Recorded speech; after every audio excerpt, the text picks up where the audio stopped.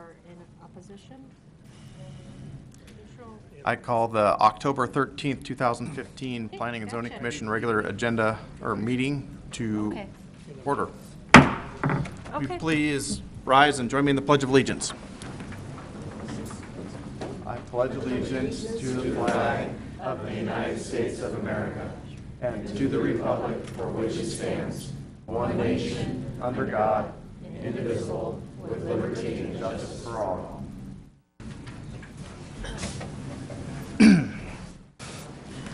Get a roll call, Kelly? Kimball? Here. Carey? Here. Ostermeyer? Here. Latham? Here. Hampi? Here. Let the record show that all commissioners are present with the exception of Ryan Davis and Lynn Borders, who are excused. Russ, do we have any amendments to the agenda tonight? Yes, thank you, Commissioner Kimball, members of the Planning and Zoning Commission. We'd like to request two amendments to the agenda tonight. Number one, we would like to request that the staff comment, agenda item number 12, be moved to in front of the citizen issues item.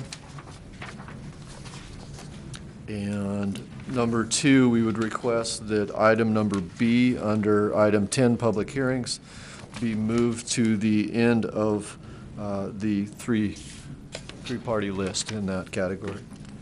Okay. Anyone have any problem with that? No. Perfect. You need to make a motion to do it. Okay. Need a motion to amend the agenda as presented? Second. Can make the motion. I will. It's been moved and seconded. Roll call, please. Kimball? Yes. Hampi? Yes. Carey? Yes. Ostermeyer? Yes. Latham? Yes. Motion carried.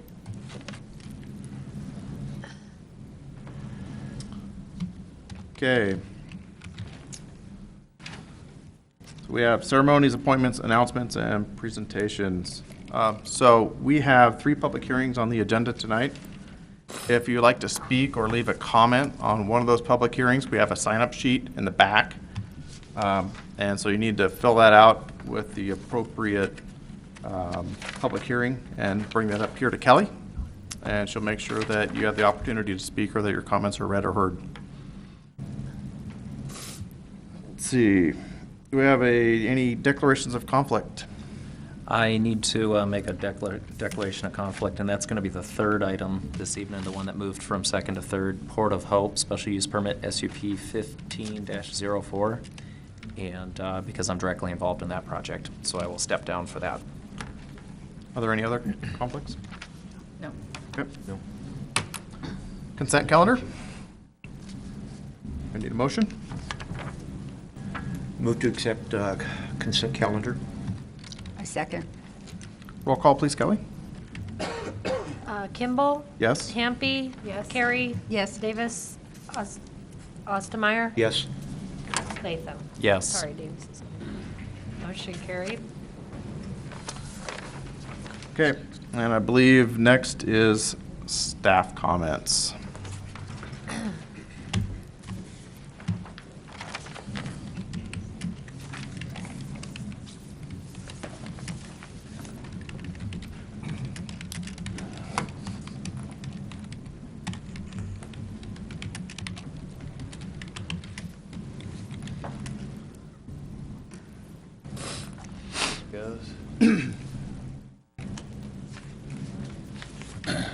So good evening, Commissioners. John Manley, Associate Planner here with the City of Post Falls. Staff has recently had significant questions regarding the Fieldstone subdivision with concerns to the recent apartment development that's going on Syringa and Poline. This project was approved in what's that? Okay, sorry, I was getting a lot of feedback from the mic, so I'll get a little closer. So this project was originally presented to the City of Post Falls in 2002 as a master planned unit development. It would be a PUD. And in that, I'll show you, there was, I'll zoom in here to some of the details of that original approval.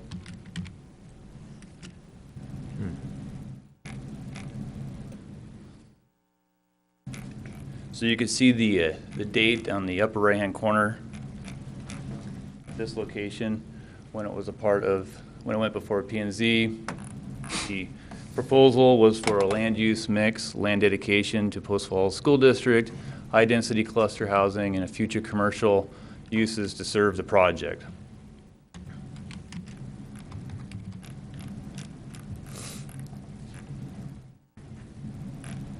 Also, another important part about this is it was for 3.5 units per acre.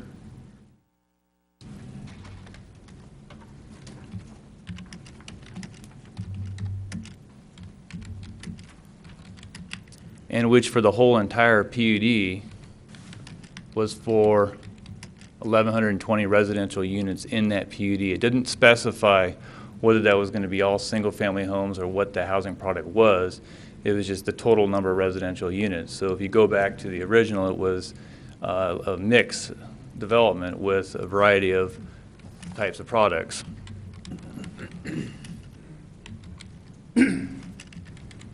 Also, when you look at the overall street and corridor layout, I'll zoom out again and I'm going to zoom back in.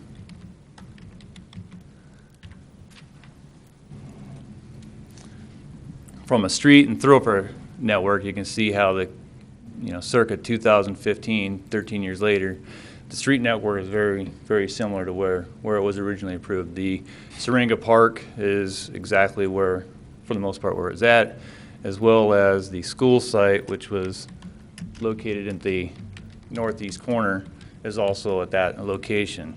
But that's not the areas of concern. The areas of concern are south central at that location. So I'm going to zoom in now, see if we can pick up that font.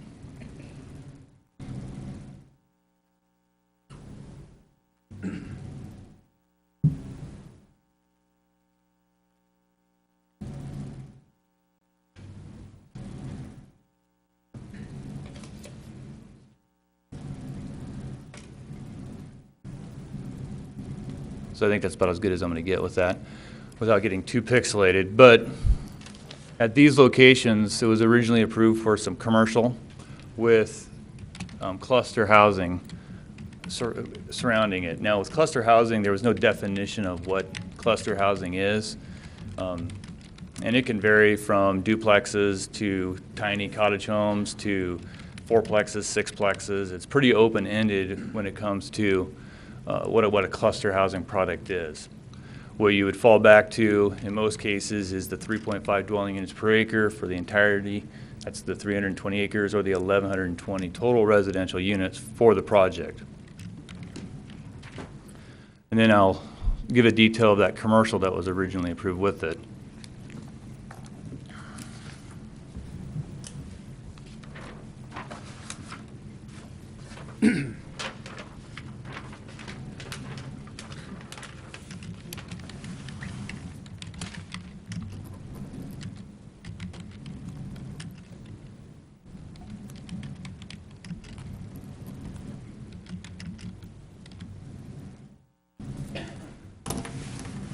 So you can see here that on that list that there was for possible commercial uses, a market, a cleaners, a filling station, maybe a library, daycare, a coffee, a deli, some professional uses, maybe a bank, photocopy center. So there's a variety of commercial uses that was originally approved on this. So in some aspect of reviewing this overall subdivision, if that commercial would have gone in with, they still had the 1,120, that the overall impact or the development pattern on it actually reduced its impact overall from a density and residential unit count base and development pattern and square footage base. But for the most part, the original preliminary PUD has been developed in accordance to how it was originally approved. And that being said, is why recently the final PUD that came forward, being that it was consistent with the density, was approved for development. At this point in time, the Fieldstone subdivision has incurred due process. It's done its public hearing, and that's why we've issued permits for it, and it's under construction at this point in time. So I just wanted to give you a little prefacing of kind of what questions we've gotten as staff and had clarity at this point in time from a city, what we've adopted, what we've currently adopted for this particular parcel. And I'll actually give you a layout of that final PUD, because I know you guys were all here, but then it would just kind of remind us of what that layout was for the apartments. Real quick, John, do you know, that was Fieldstone 5th edition that was created in. Was that public hearing for that subdivision and final PUD for that subdivision? That was in 2005 or 2006, is that correct? Sometime in there? As far as the 5th edition, I couldn't quote you the exact date. Okay. Each subphase has at this point in time, but there's been a series of reiterations for this. There were, just to clarify so everybody knows, that there were public hearings to create that parcel as well. Yes, through the whole process. Through the whole process, there have been multiple public hearings, multiple. Yeah, we've had a series of PUD revisions that's had public hearings. Like you said, this was the 8th edition. So for each subdivision, we have public hearings for that to meet state law. So for a subdivision that's a public hearing before P&Z, then it's a new business at council. For a preliminary PUD, that would be 2 public hearings, one at P&Z and one at council. So there's been a series of public hearings for this development area. Okay.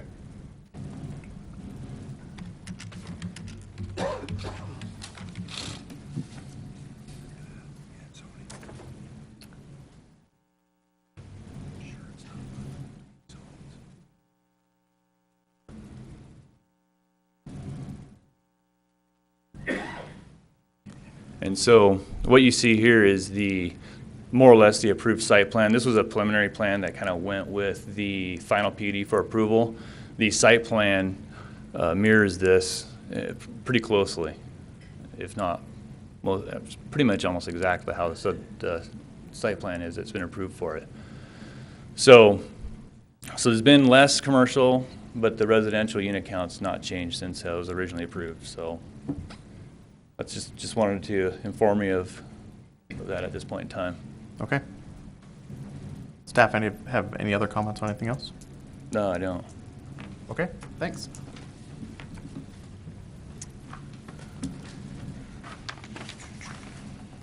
Okay, it's that time of the meeting where we invite the general public up to talk about anything that is not on the agenda. If you'd like to do so, there is a time limit of 5 minutes per person. And I would encourage you, there's a lot of people here tonight, and many of you might be talking about this Fieldstone project. If you are here to talk about that, that's great. We'd love to hear it. Please understand there's not a whole lot we can do about it here, but if you want to vent your frustrations, that's fine. But repeat testimony, I'm going to ask you to keep that to a minimum. So if you have something new to say that somebody else in front of you didn't say before, we'd be happy to hear it. And if there's anybody who would like to talk, please come on up to the podium, state your name and address for the record.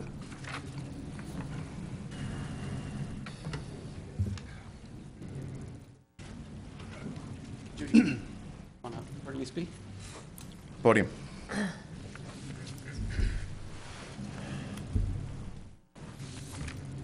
Judy, come on up. Can I get your name and address for the record, please? Yes, my name is Jax Clay, 2495 Coolwater in Fieldstone. Okay. Myself and these 2 other individuals are the elected representatives of the organization called Save Our Subdivision Fieldstone, which organized about a week ago. The 3 of us represent more than 200 residents of Fieldstone. That's just in a few days. We have a petition with more than 200 signatures. What we'd like to bring to your attention is that the buyers and customers of Viking were shown an artist's rendering of what would be Fieldstone, the development, defined, bordered by pole line, Greens Ferry, Idaho, and the field to the north. Now, this isn't the artist rendering we were shown in the sales office because that no longer exists. It was destroyed for obvious reasons. But we all saw it. We all looked at it. A picture was taken of it. And it was multicolor, and it showed all the trees Again, it was an artist's rendering. What it showed was that the area, yes, that you're now talking about here, it showed that this was the future 8th edition. This was the future 8th edition right here. Okay, that's what we were seeing. That's what we were shown as customers and buyers by Viking's agent, Viking owned by Wendell Olson. Their sales agent told all of us explicitly, or most of us, I mean, I've talked to many people who said they were told that there would be no apartment complex in Fieldstone. So we're here to tell you tonight that we were told there would be no apartment complexes in Fieldstone. We were told that this area, these two areas, were the future 8th edition, and that there would be duplexes or even triplexes, but we were told no apartment complexes. This is why we bought our homes, and this is why we moved here. And we're also here to tell you that this area here, then later on we were told that these two areas would then become housing for 55 and over. That was then later changed to just this side right here, which is now Syringa Gardens. And then that changed later on to where only a part of it is now 55 and over. Less than half of the 53 homes in here are 55 and over now. Unreal. This area, then we were all wondering what would happen to it. And we just found out at our annual HOA meeting on the 28th of last month that Viking is planning to put in an apartment complex with 8 3-story buildings and a 9th building 2 stories tall for a total of 208 apartments and 426 parking spaces. This in the middle of a single-family development, all single-family homes, an island of 9 apartment buildings, 3 and 2 stories tall. Only one is 2 stories, the rest are 3 stories tall. And what will happen, it's not enough parking spaces, and the people who are living here will then park on the adjacent streets. These streets are White Sands, Glidden, Rivette. You can see them on the map. That's where the overflow parking will be. One problem we have is that our HOA, what are we supposed to do about this? These people don't live in the HOA, they're not a part of the HOA, but they'll be parking in spaces violating our rules and regs. What are we to do about that? Sir? Yes. Aren't those public streets? Actually, they're public streets, but those streets are within our HOA. They're within the defined area of the HOA, and so we're here to ask you where that line is drawn. Is that line drawn on the boundary of the apartment complex? Which side of the street is that boundary for the HOA? That's a question that we have for all of you. We also would like to ask every one of you, would you want to live next door to this if you lived in our subdivision? Would you want to live right here? She's selling her house. As soon as she found out that the apartment complex was going in, she put her house up for sale. There's a sign in front. A number of people want to move out. It will damage our property values. And we're wondering if any of you would want to live next door in here to this apartment complex, which this was approved in May or June of this year. None of us knew about it until our HOA meeting. Some people said they heard an apartment complex was going in, or were told that. But this actual plan, these 3-story buildings and all these apartments, was not implemented until May or June of this year. And I believe the other representatives might have something to say. Mr. Chairman, Thank you. could you make sure that they enter their name and address into the records? And also the materials that you mentioned about the signatures on the petition would be entered into the records also, please? Yes. So will you please leave your exhibits for the record? Thank you. Hi, my name's Taj Wilkerson. Spell my first name T-A-J. I live at 1606 East Bob White Lane. Being part of this, there's kind of a twofold thing in here. One of the things looking, and we did spend some time with staff and also had communication with the developer on this.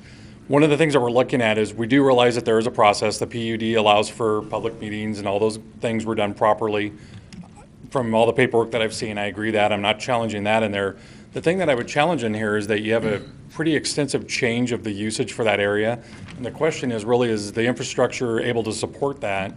As you're aware, we recently just passed a bond that allows us to revamp our schools along with building a new school. So you have a pretty significant impact not only to the traffic and the infrastructure in that area by adding that school in there, but adding these apartments is also going to increase that. So we're going to look at an increase in traffic flow and everything else. And a lot of times when this is developed, the original PUD is designed to encompass all of that over the 322 acres. And basically what we're doing in one particular intersection is we're going to squeeze a tube of toothpaste out onto those roadways. So the current design for it really doesn't allow for a good long-term traffic flow. We have a lot of development that's planned in the future. We have stuff that's planned not only north of current Fieldstone area there, but you have area that's already been planned out by Greenstone that they've opted not to develop off of Idaho. So you have a large infrastructure impact here, and sometimes looking at this, is this really the best use? The height of the buildings, personally, I have a concern over when we're starting to put 35, 40-foot buildings. You know, we live in a city that doesn't even have a 5-story building in it. I mean, we have some of the lowest height of buildings, and we're going to take something that is sitting out on the prairie, and we're going to add, 45-foot of building out there. In particular, I'm several blocks away, but at that angle, I'm going to be looking at the top of the buildings. So I really think it's something that needs to be revisited. I know that the information that comes in, staff gave you the information that they had. The PUD, you're going to ask, why did nobody come to any of these meetings? I'm going to be honest with you, because nobody knew about them, because the way that our process is. I could ask you, I could say, well, tell me what's going on in Coeur d'Alene tonight. What's planning and zoning covering? You can't tell me. Well, why not? It's publicly posted. Well, of course you can't, because it doesn't interest you and you're not looking for it. But if you sit and look for this, there's a million things on these agendas. I don't want to take all of your time here tonight. The big issue in this is I think it probably needs to be readdressed. I know permits have already been pulled, and I know it gets built over a period of time, but we really need to look and make sure that we're putting the best fit in with these communities. When you're talking a lot of single-family residences and you start to put multifamily in it, it's not being against multifamily, it's saying, are we putting the best fit for that part of our community? If you sit in some of these areas, you look at traffic around the high school and these schools is bad now. It will get worse as we add an additional school. If you don't believe me, come sit with me at 41 and Pole Line and sit through a couple traffic lights to move through them. And our infrastructure just really cannot support a lot of the growth that we have now. And the staff can only work within what they have. They have limitations. The city has limitations financially. We get that. So some of the stuff is looking in here. And one of the big concerns I have right now is, and I've addressed it to staff and given them an opportunity to follow up, is in the original section that's in here, you have a section over here which allows them to come in off of Syringa. And what we were shown, and I agree with it, with access for emergency services, was to make this into another exit out into here. This is where I have a really big concern, because the developer, and I'm not speaking for him, their belief was that was going to be a fire lane.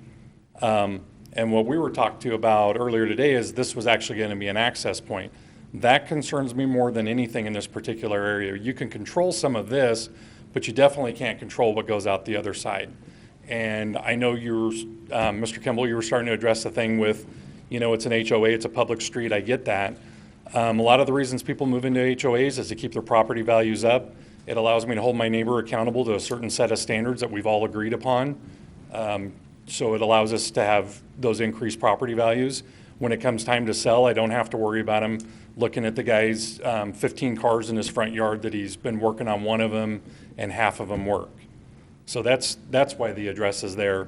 And it also creates a significant impact. You start parking on these secondary streets, now you have a traffic flow problem in there, and also you have an emergency services access problem. So it does significantly impact the city.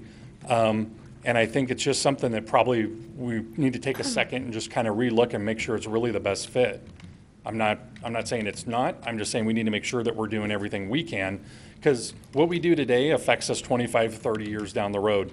I'm sure when they were building stuff in Coeur d'Alene and they built those Fairway apartments over there, I'm sure that they thought that that was a great idea, but now you go through there today, you can hardly move through areas like that. So my time's up. I appreciate your time. Thank you. You're not supposed to clap. Is there anybody else who would like to speak? Okay, I will. Sorry, Mr. Kimball, one other thing. Would you like us just to get that to staff to get to you guys, or would you like it to go directly to you, the information that we presented here? Your information needs to go to staff. It needs to go to Kelly. Okay, sounds good. Thank you. Okay, I'll remind you, please no repeat testimony. Can I name and record? Debbie Miliori. Slide over to the microphone, Debbie please. Miliori, 1584 Bob White Lane. Okay. Mine is just going to be very, very brief. One thing we talked about at our little get-together last night was, because we had a lot of people there were cars parked on both sides of the street. You can fit only one car through because these are residential streets, and that's why in our homeowners association, we have that you cannot keep your cars parked on the street. When somebody has a get-together, which is fine, but if it's on a daily basis where people are parked on both sides of the road because of the overflow from a very large apartment complex, there's going to be trouble. It's just going to be, it's hard enough. When we were there, it was incredibly, it's not a big commercial-sized street intended to have parking on the street. So that was all I wanted to add. Okay, thank you.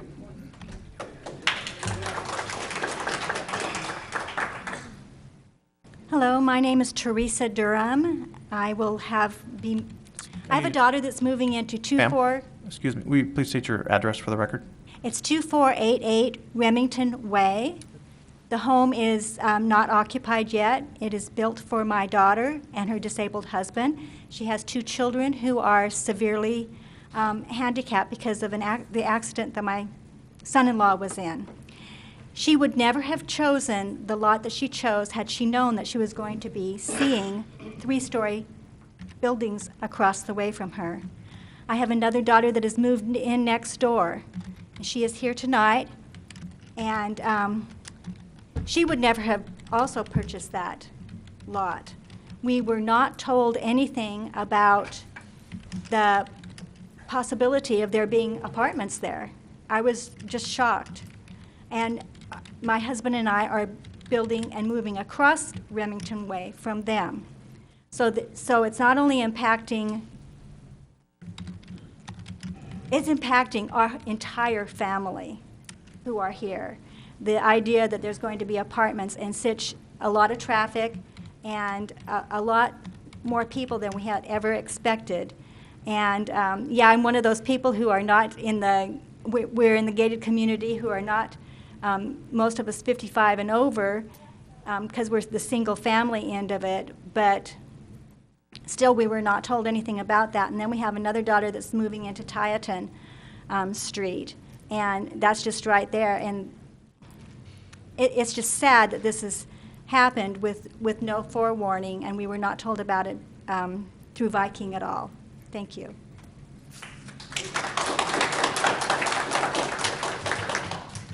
Hi, my name is Carol Scholes. I live at 2524 Partridge Loop. I, too, am one of the residents in the single-family home, and every year in January we get a bill for $280, which is what it was this year, and I'm paying a lot of money to live in this subdivision. I'm paying a lot to have my fences maintained, to have people not parking on the streets, to have use of that park. I have a beautiful 3-year-old son that I like to take to Syringa Park. I'm paying for that. You guys are paying for that. Ma'am, residents are paying for that. Please direct your comments to the chair. Oh, sorry. Thank you. So the problem is that I'm one of the people paying for that. If the apartment people aren't paying homeowners' dues, they're not maintaining the fences, the lawns, and that park. They're using something for free. You're gonna have a lot of people using that park. It's gonna get run down.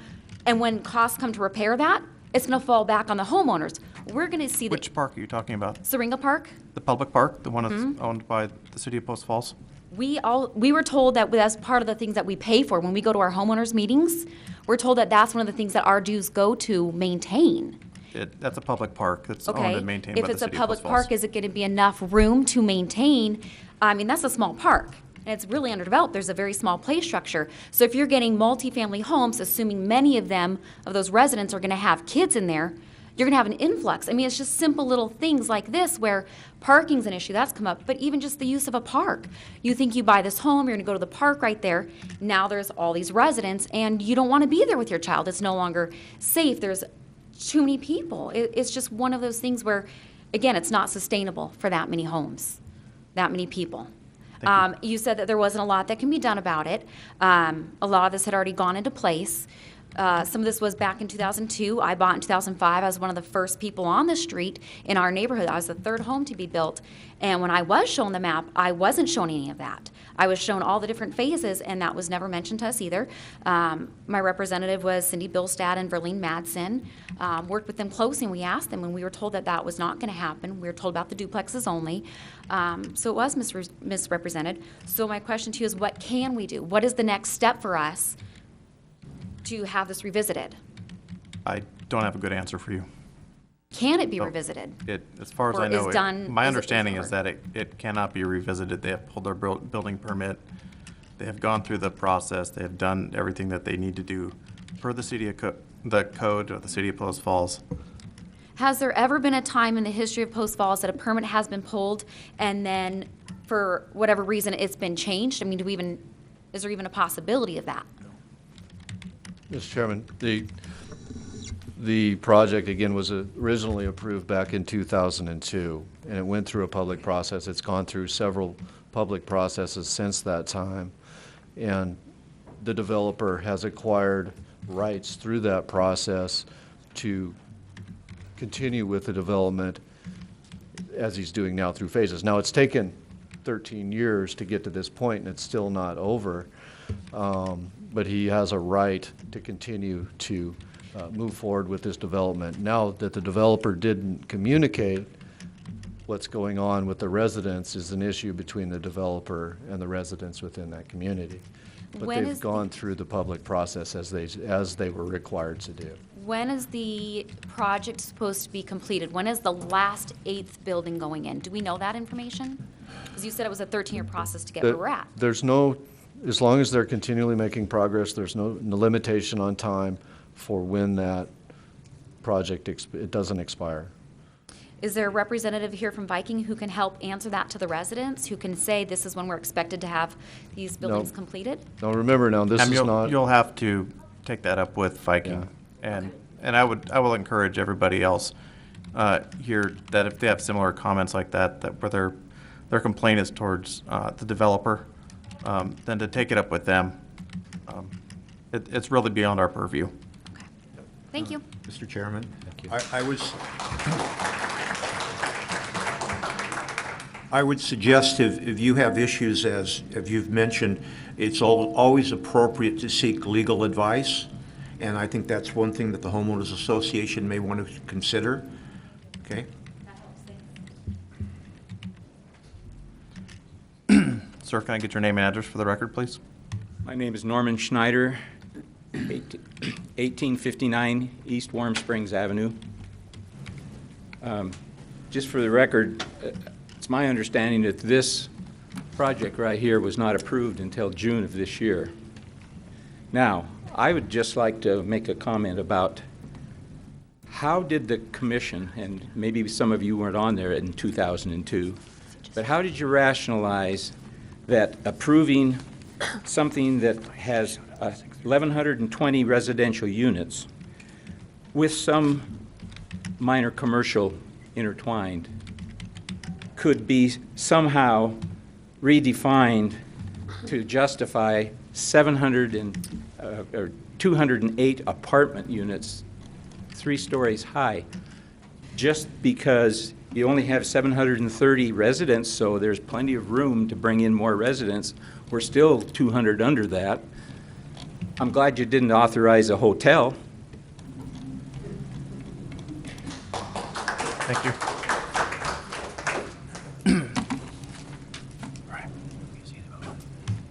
Hi, my name is Susanna Graham, and I live at 2711 Titan Street. And I guess my first inquiry is Mr. Kimball the same engineer that was for Fieldstone, Greens Ferry Landing, and Fairway Meadows Apartments that didn't recuse himself with regard to this public comment? I'm sorry. I was involved in those projects, yes. And are you supposed to declare that When? prior to the comment being made with regard to Fieldstone?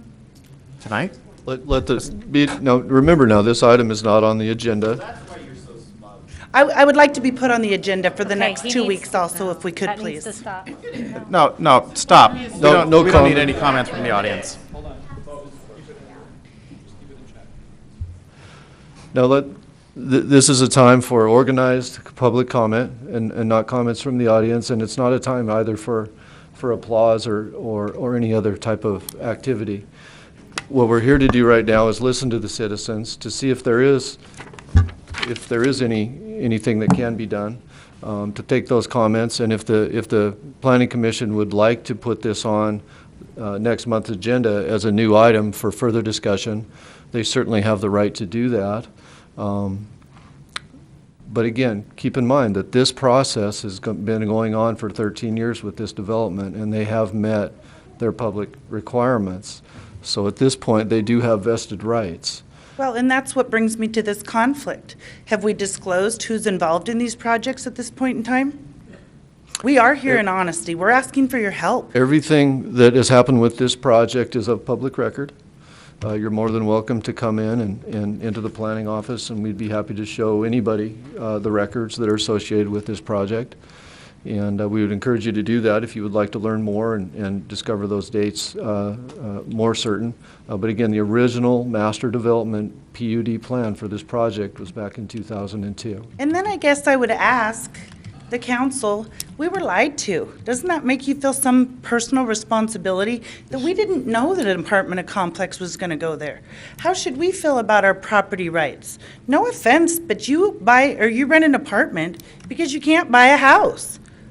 Why was that not disclosed to me? Why do I have to live there? If I wanted to live next to the apartment complex, I'd move my house out on 41. And you guys have done an excellent job. Look at Falls Park Apartments. They're on their own little area. It's lovely. It's great. It's perfect. Look at the 41 corridor where the apartments are. You've made our city great with those. You put them out there segregated from us that live in a house that is a neighborhood. Nobody disclosed this to us. You've got to have some compassion with regard to what we're dealing with. Do you want to live next to that? I mean, I don't mean to be rude, but when we're just finding out 2 weeks ago, we weren't here for public comment. Would you have known that? Step into our shoes and think about what we have to deal with now. Mr. Chairman. Thank you. Thank you. It's also, keep in mind, this is also not a time for discussion. Again, this is not on the agenda, and to ask questions directly to the commission is not necessarily appropriate during a public comment period. So please provide your comments, but there will be limited discussion on this issue. My name is Tricia Taylor. I live at 2535 Tieton Street, which is, well, the thing's gone, but it's right next to the apartments too. I was lied to as well. I specifically asked the Viking representative what was going in that field right there, because actually I wanted to buy a lot in that field. And he said, nope, they're not building there right now. That'll be more future houses. Okay, twice we went over that. So if it was in the works that long, why wasn't my realtor telling me that, who worked for Viking?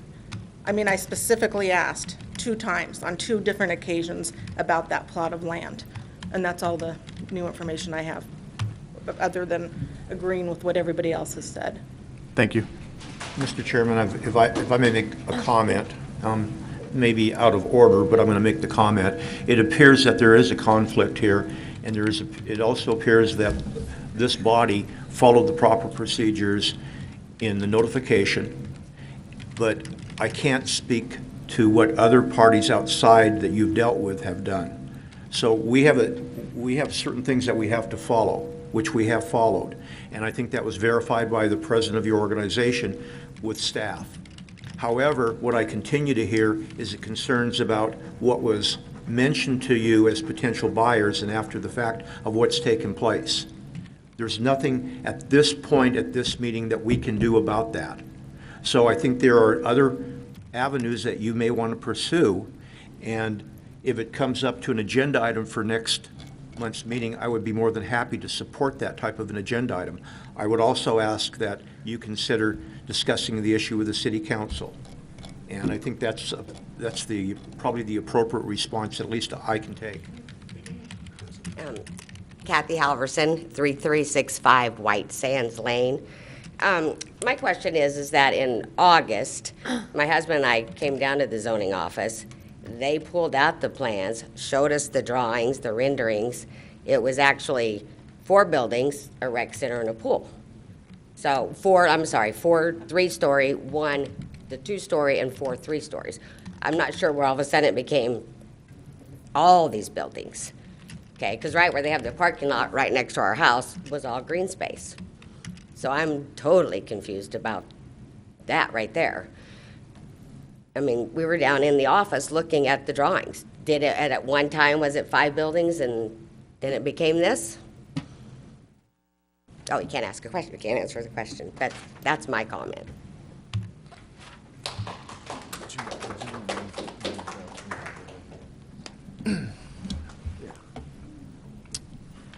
Okay, it doesn't look like there's anybody else to speak. So I will close the citizen issue public comment portion. Russ, do we have any unfinished or old business? The only thing I'd like to make note of, Mr. Kimball, is that Brian Davis has joined us, coming in from a flight out of town. Thank you for working hard to get here as early as possible, and he has joined us at approximately 6:33 p.m. for the record, and will be available for the following public hearing items. Thank you, Ryan. Russ. Thank you, Russ. I think we'll give a second for let everybody file out.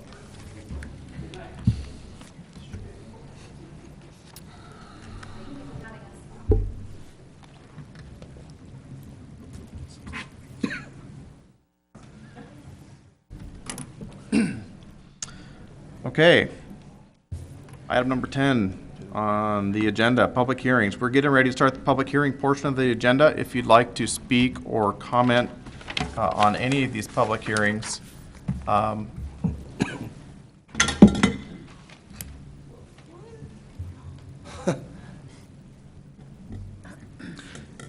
again, if you would like to speak or comment on any of these public hearings, please make sure you have filled out a comment sheet in the back and have turned it in to Kelly up here at the front table.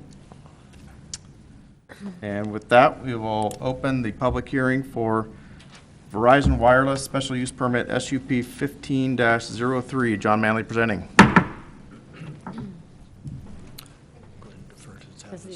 Mr. Chair, we will have Tavis Schmidt presenting this item tonight. Thank you. In lieu of John Manley. Thank you.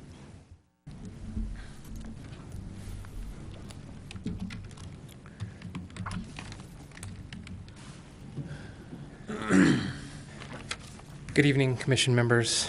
Tavis Schmidt, planner with City of Post Falls. I'll be presenting the special use permit for the Verizon Wireless Tower, file number SUP 15-03.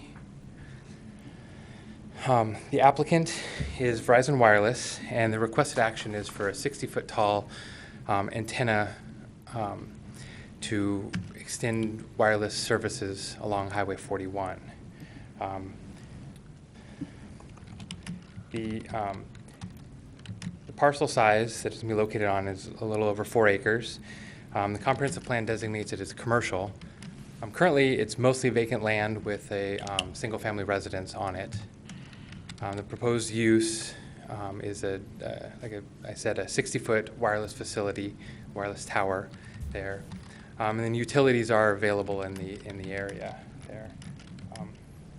This is the general location of the property, highlighted in red there. It's about halfway between Prairie and Hope Avenue along 41. The proposed location of the tower is actually going to be on the easterly side of this property, of this little over 4 acres. This shows the surrounding zoning of the property. The red is community commercial. The yellow is single-family residential, R1. And the white is actually properties that are in the county's jurisdiction. Post Falls Municipal Code, Section 1816-010, identifies that a special use permit is necessary in order for a wireless communication tower to be located in a commercial zone. There are exhibits attached to the staff report that are exhibits A1 through A3 that will be referenced through the presentation. This is a site plan showing where the tower will be located. It's in this area will be where the wireless communication facility will be located. Adjacent to it is the existing single-family residence. Barn. Sorry. And then there will be a 20-foot access easement provided to the wireless communication facility site. This is a plan profile of what the wireless communication tower would look like. The overall height would be 60 feet tall. There is a proposed fencing and screening, as shown there, the lower end of it, with the tower and then the wireless units attached to the top of the tower.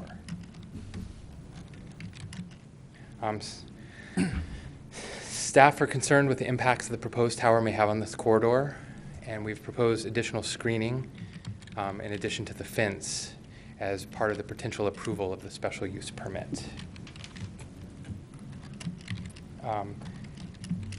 Planning Division comments are that the Post Falls Municipal Codes, Section 18.24.100, Section B2 and D, discuss additional screening requirements or landscaping to maintain property and the character in the surrounding area, and that landscaping shall be incorporated to minimize any negative impact, any visual impact, or to blend the facility into the surrounding environment. Planning staff did have to look at that.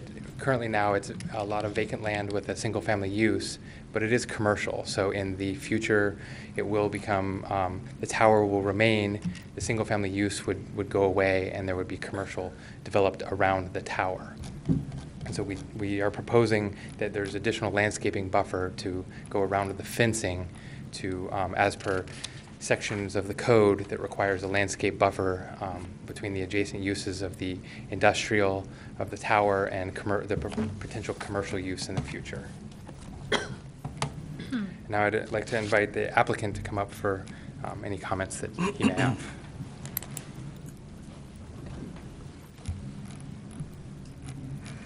Please state your name and address for the record. Gladly. Rod Michaelis. I live in Spokane at 2607 Southeast Boulevard, Suite B, 214. That's my office. 99223 is the zip code. So I find I need these most of the time now. So you're probably familiar that the reason for this proposal is the huge increase in demand for wireless use now.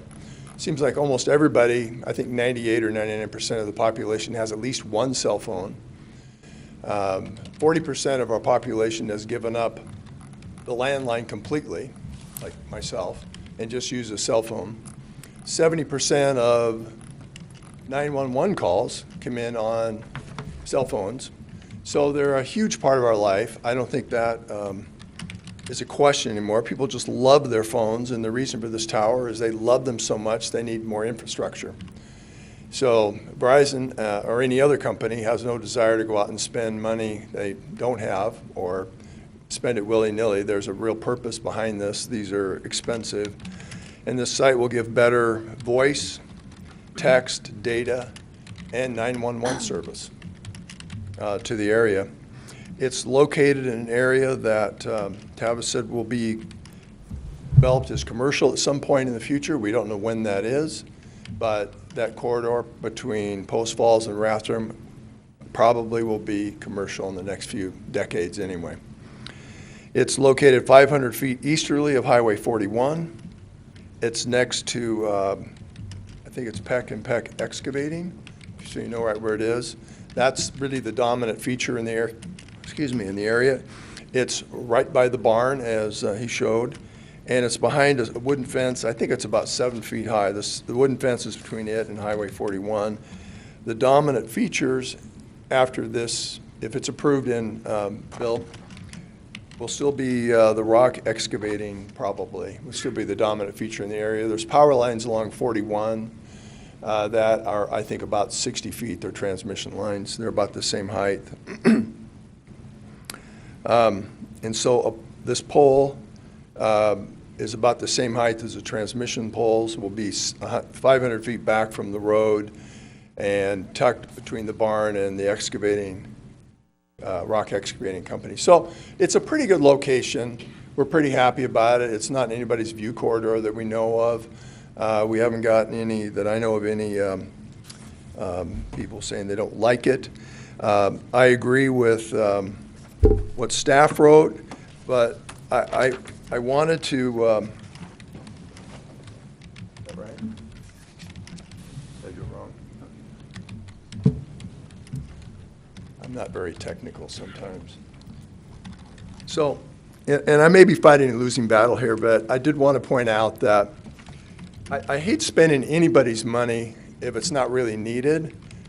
And maybe you'll say it is needed, but even if it's not my money, it just seems like, right now it's 45 by 45. That's the size of the, what we have.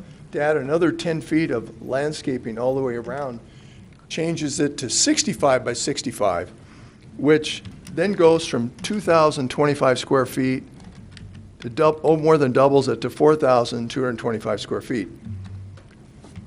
And hardly anybody's going to see it. They're zipping down 41. It's blocked by the barn from the east, and going north, it's going to be blocked by the excavating company, and it'll still be the dominant feature. So, and also this is new this year. Some jurisdictions in cities I work in have asked to reduce landscaping because of the concern with the need for watering. So there's a great move in the Northwest on water conservation, and they've been asking not to landscape like crazy unless it's really needed. In this case, we don't know what the development will be in the next decade or two there. It probably will have buildings between 41 and the tower, and it won't be seen anyway. So I just think I'm just proposing, and you have the right to modify it according to the wireless code, which is 1824-100, B, general requirements. You have the right as a governing body to reduce or expand requirements for screening or landscaping to maintain the property and character with the surrounding area. Right now, I don't think there's any landscaping there, but if you do find it needs landscaping, I think it could be appropriate to put it, but it'll be between the fence and it'll be hidden anyway, but there'll be 10 feet of landscaping on the east side of the fence, so it's not, I just didn't anticipate this. So I just think it's, it may be, and not maybe, it's in the code, but you also have the right to modify it. Tavis and I are having a little discussion about whether it's commercial or industrial and what kind of use it was, and I think we're splitting hairs, but anyway, do you have any questions for me? Commissioner, have any questions? Oh, yeah, is it zoned commercial right now? Yes, it's zone commercial. But it has a residential. There's a, yeah, it's a, what do you call it, mobile home on it. Okay. And a barn. Okay, that's used for, like, a family lives there. I don't know who lives there, honestly, or if anybody lives there. The Okay, barn. but it is zoned commercial. Yeah, So. and the barn is used, some people are using it for some kind of something in there. Okay. I don't know, I didn't go in and ask, it's not my business, but Right. I think they're repairing a car or something, I don't know who it is, but. Okay. So, it's going to change in the future, we just don't know how it's going to change.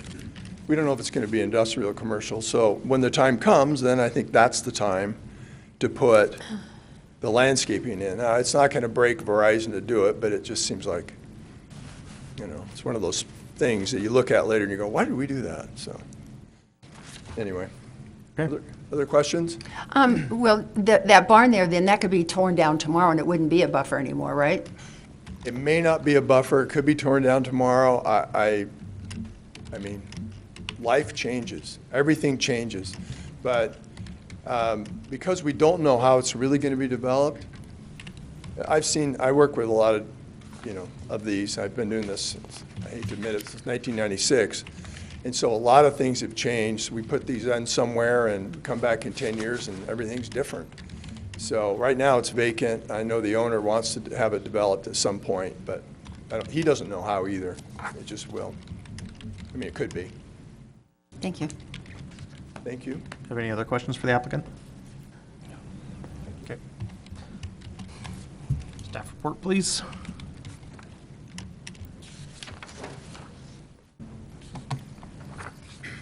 Okay, so the application for a special use permit can be approved as presented, conditionally approved, or denied by the commission. The commission has to determine the following. Implementation of the special use will or will not conform to the purposes of the applicable zoning district. The applicable zoning district is community commercial services. The existing uses will not be modified. It's an evolving commercial corridor, and the proposed use shouldn't compromise any future development.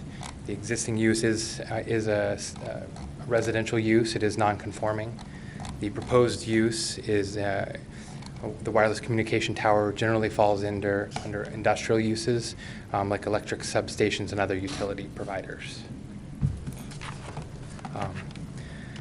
2, whether the proposed use constitutes an allowable special use as established by the applicable chapter of the zoning district involved and complies with all other applicable laws, ordinances, and regulations of the city and the state. The proposed use is allowed through the issuance of a special use permit by the Post Falls Municipal Code. And also whether the proposed use will or will not be compatible with the health, safety, and welfare of the public or with land uses in the vicinity. Staff's comment is, with appropriate screening, the proposed use should be compatible with the health, safety, and welfare of the public and with land uses in the vicinity of the proposal. The proposed use will or will not comply with the goals and policies found within the comprehensive plan. Communication services are an important element and part of public infrastructure. We agree that it's needed to provide for emergency purposes and just general daily life. The comprehensive plan states, due to the projected growth, it will require an expansion of public services and utilities. It would be all utilities, sewer, water, phone, and things like that. The additional review criteria is special use permits adds the following to be provided by the applicant. And then attached to the staff report are the exhibits A1 through A3. The manner of implementation of the proposed use.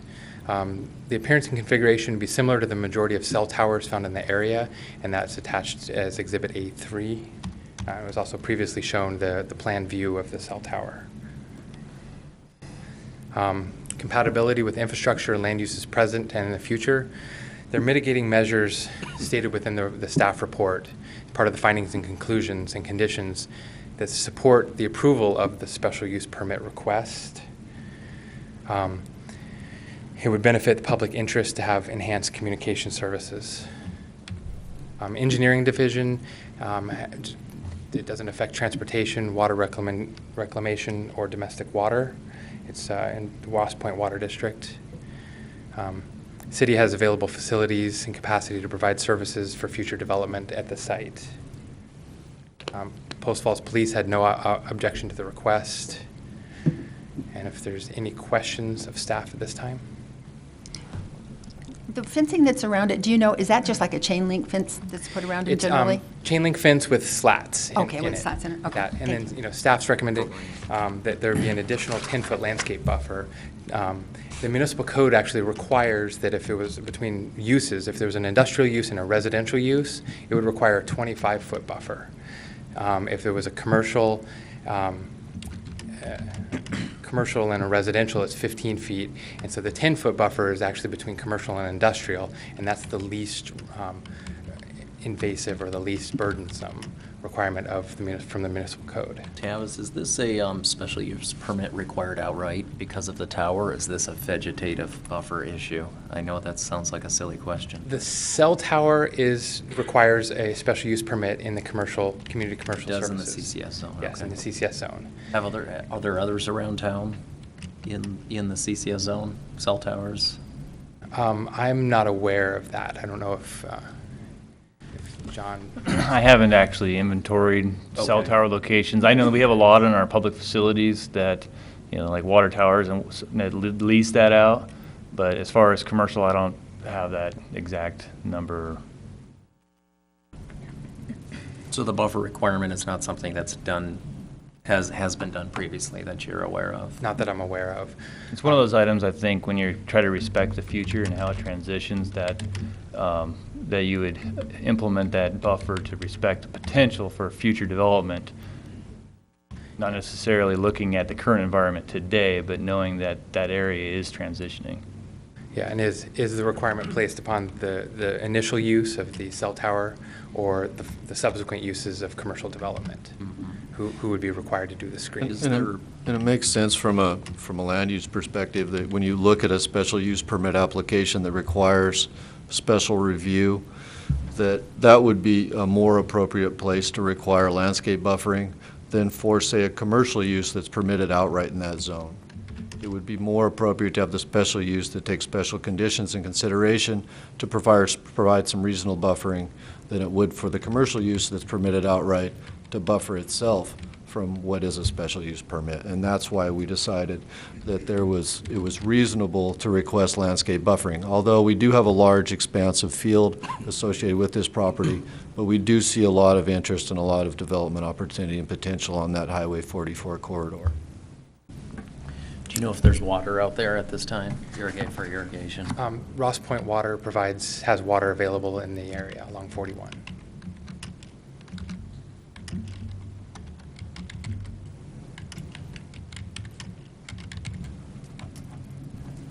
Are there any other questions for staff? No. No.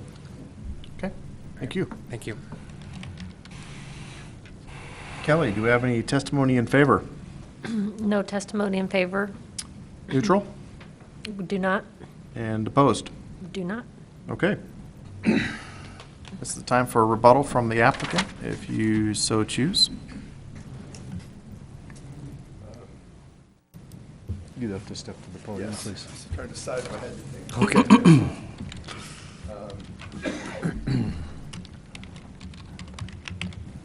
I think there's a lot of good arguments on the landscaping both ways, but as said, it's just a big field right now.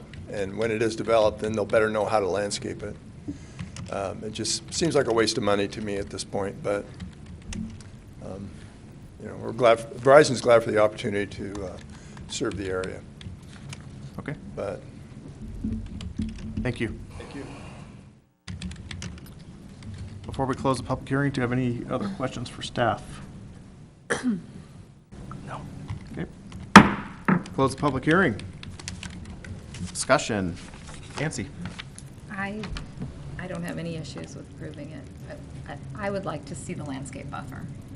Okay. Personally, we don't know what's going to be there later, and leaving it up to somebody else probably really isn't appropriate.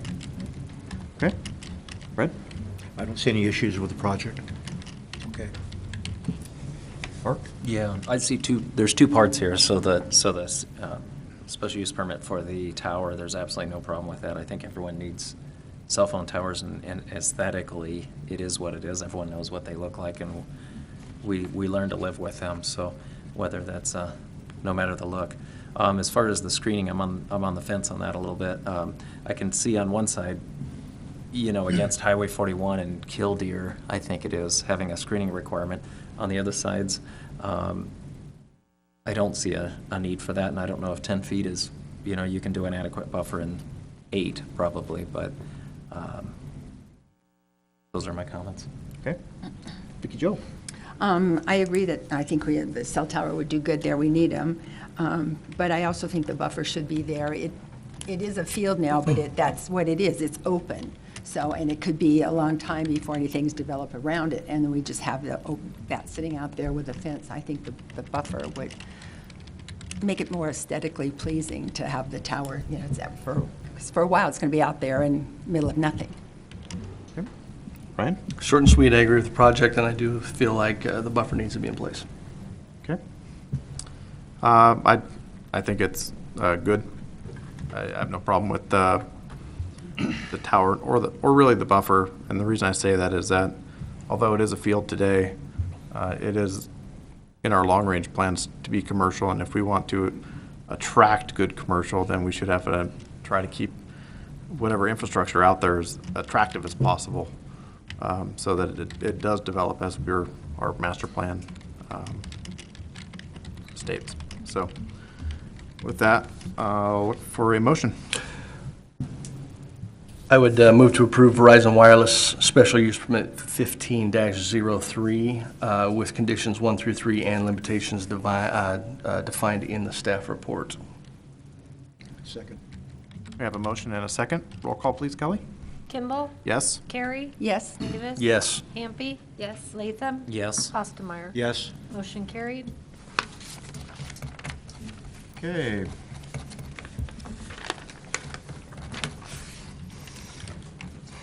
Our second public hearing tonight will be the Corbin zone change, ZC 15-03. Did it. I was going to do that. And I open the public hearing. John, introduce the project, please.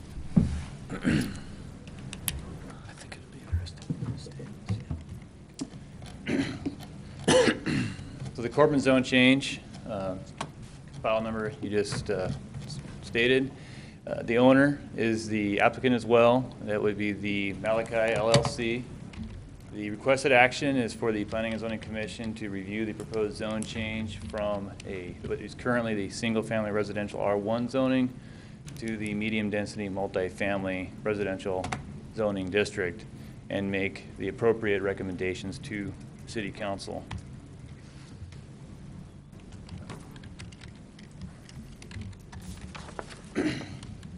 So in looking at the zoning districts, you can see how for the R2 zoning, there is a variety of types of houses that are applicable to the zoning district. And I apologize for the small text, just how the table copies and pastes in the PowerPoint. But what it states here is you have for a twin home, and what a twin home is, it's similar to a duplex, except for you actually have a legal lot line going down a common wall, so you can do single home financing, and there's twin home design guidelines for twin homes. And those can be constructed per our code at a higher density at 18 units per acre. Now, when you go to other multifamily, like an apartment type project, there's a reduction in what's permissible for the density. That would reduce down to 12 units per acre, if such could fit on the parcel at hand. Also, duplexes at 12 units per acre. And if you see here, there's a area per dwelling unit equivalency. So you have a 3,000. So for each 3,000 square feet of land, you get credit for potential 1 unit for an apartment. A duplex, you need 3,600 square feet of land for one. So when you're looking at land availability, there's some restrictions with this land use table on sites when they go to develop. For single-family homes, you see they have 6,500 square feet per lot, and they share the same similar 5 units per acre. So oftentimes, someone may be attracted to going for the R2 zone because of the variety that can be constructed with it. The project location is, as you see here, outlined in red with the that hatch pattern, the red hatch pattern. It's bound by, you have Celtice Way to the north, and you have I-90 to the south, and then Corbin Road just to the west.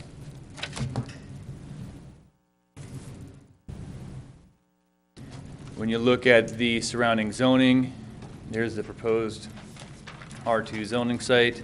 You have single-family residential that surrounds this site, and you have currently some R3 zoning just to the north and just to the south of it, not adjacent, but in fairly close proximity.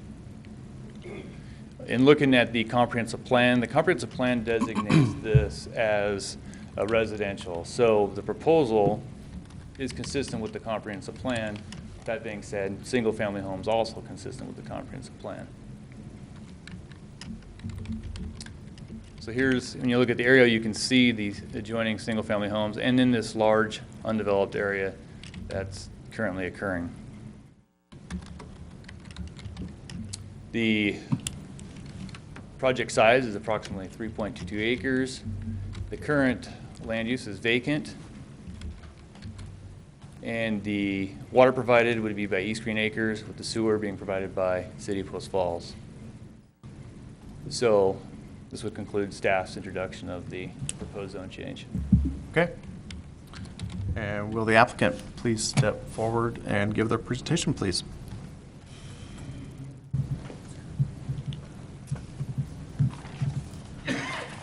Hello, my name is Daryl Wilder. I'm the owner of Malachi LLC. My address is 5999 Lacewood Lane here in Post Falls. I wanted to take a moment to discuss the project. I read a number of the letters in opposition, and especially on the heels of Fieldstone, I think that, yeah, thank you. It's timely.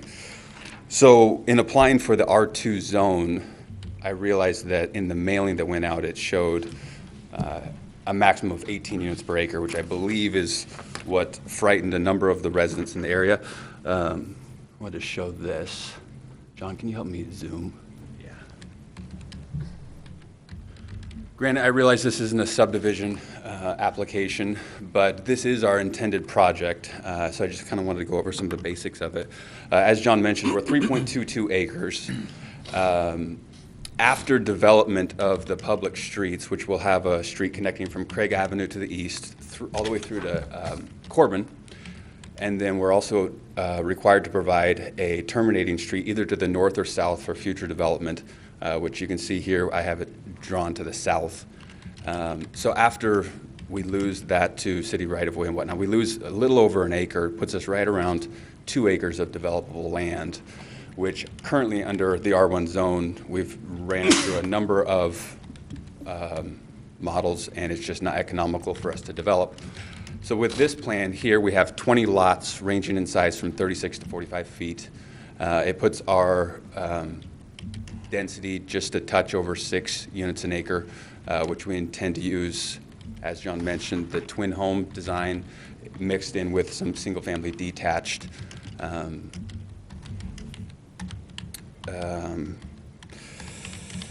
The park to the south is, once again, I realize this isn't a subdivision application, but this would be our intended, you can see it's a 50-foot by down with the meandering sidewalk there. That we intend to put that there.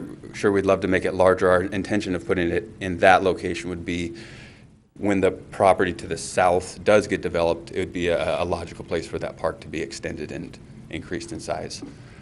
We also are required to do all the right-of-way improvements on Corbin, on the east side of Corbin, which we would be doing as well at the time of development.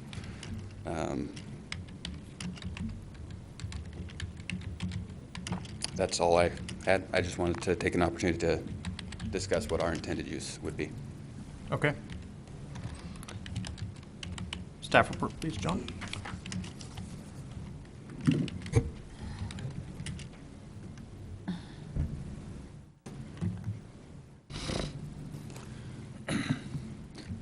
So before I go into the staff report, I do want to clarify that the R2 zone that has vested rights, and that's those zoning districts I mentioned earlier, the 4 different kind of housing products. So the intent is a separate matter, and so you got to look at the vested rights in reviewing this.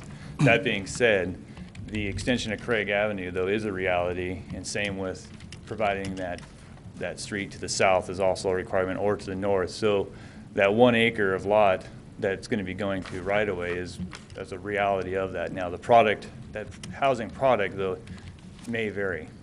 Hey, John, I'm sorry. I forgot to ask the commission if they had any questions of the applicant. So I thought I'd probably ought to make that happen before we get too far into the staff report. Okay. Does anyone have any questions for the applicant?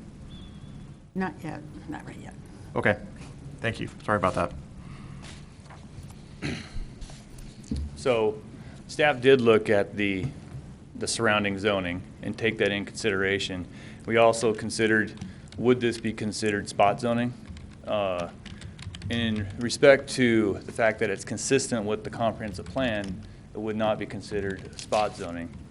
Also, when you take into account that you have the Southeast Way, the commercial uses just to the north, you have I-90 to the south, and then just due west, you have a mixture of variable type commercial, multifamily projects. that this area is more or less a transitional area, and you can kind of see that some of that's occurred with this R3 zone here. Recently, we approved a R3 request here, so there's a market request for this area for higher densities for this as it redevelops. And looking at reviewing zone changes and zoning for that matter, Post Falls Municipal Code 18.16.010 has 4 criteria in reviewing. And this proposal is consistent and inconsistent in other areas, so that's why it'll be up to you to determine maybe which way to go. But zoning is assigned following considerations of such items as street classifications, traffic patterns, existing development, future land uses, community plans, geographic and natural features. Now, there really is no geographical and natural features in this area, but you look at street classification, you know, if it wasn't for I-90, this probably would be a collector, but it's a local residential. When you go further to the north, that road classification modifies and increases to a collector. Now, the traffic patterns, the engineering department has reviewed this and found that the proposal isn't going to encumber that as a local residential street. Now, the current conditions of that may be otherwise, but the road classification would support that. The existing development we discussed, and we also brought up future land uses that this area is in transition, and this is an area that's more than likely going to have further land use type actions for zoning. Commercial and high density residential is typically assigned along streets with higher road classifications. Limited or neighborhood commercial and lower density residential zoning is typically assigned for properties that are farther away from higher intense urban areas. This area wouldn't really be considered a rural area when it's that close to, I mean, it's 0.38 miles, you know, between Southeast and I-90, and with all those uses, it's a fairly high intense type area, and it's going to increase as we get more riders on I-90, commercial development on Southeast Way, further development to the west. The noise and light pollution is going to increase. So that's why that condition's there, is to encourage single family out of areas like this and into more remote areas within the city. Industrial zoning is typically assigned for properties with sufficient access. This is an industrial property, so that's not germane. As stated, the proposal is consistent with the land use designation within the comprehensive plan and some of the policies within the plan. Also, per Title 1820.100 of the Post Falls Municipal Code, amendments to the zoning map should be in accordance with the future land use map. It's been discussed. Also, the state code states per section 67.6511 in regard to the zoning that there shouldn't be in conflict with the comprehensive plan. It shouldn't conflict the delivery of services of any political subdivision, and then not in conflict with services provided by the school district. None of which would occur with this proposal.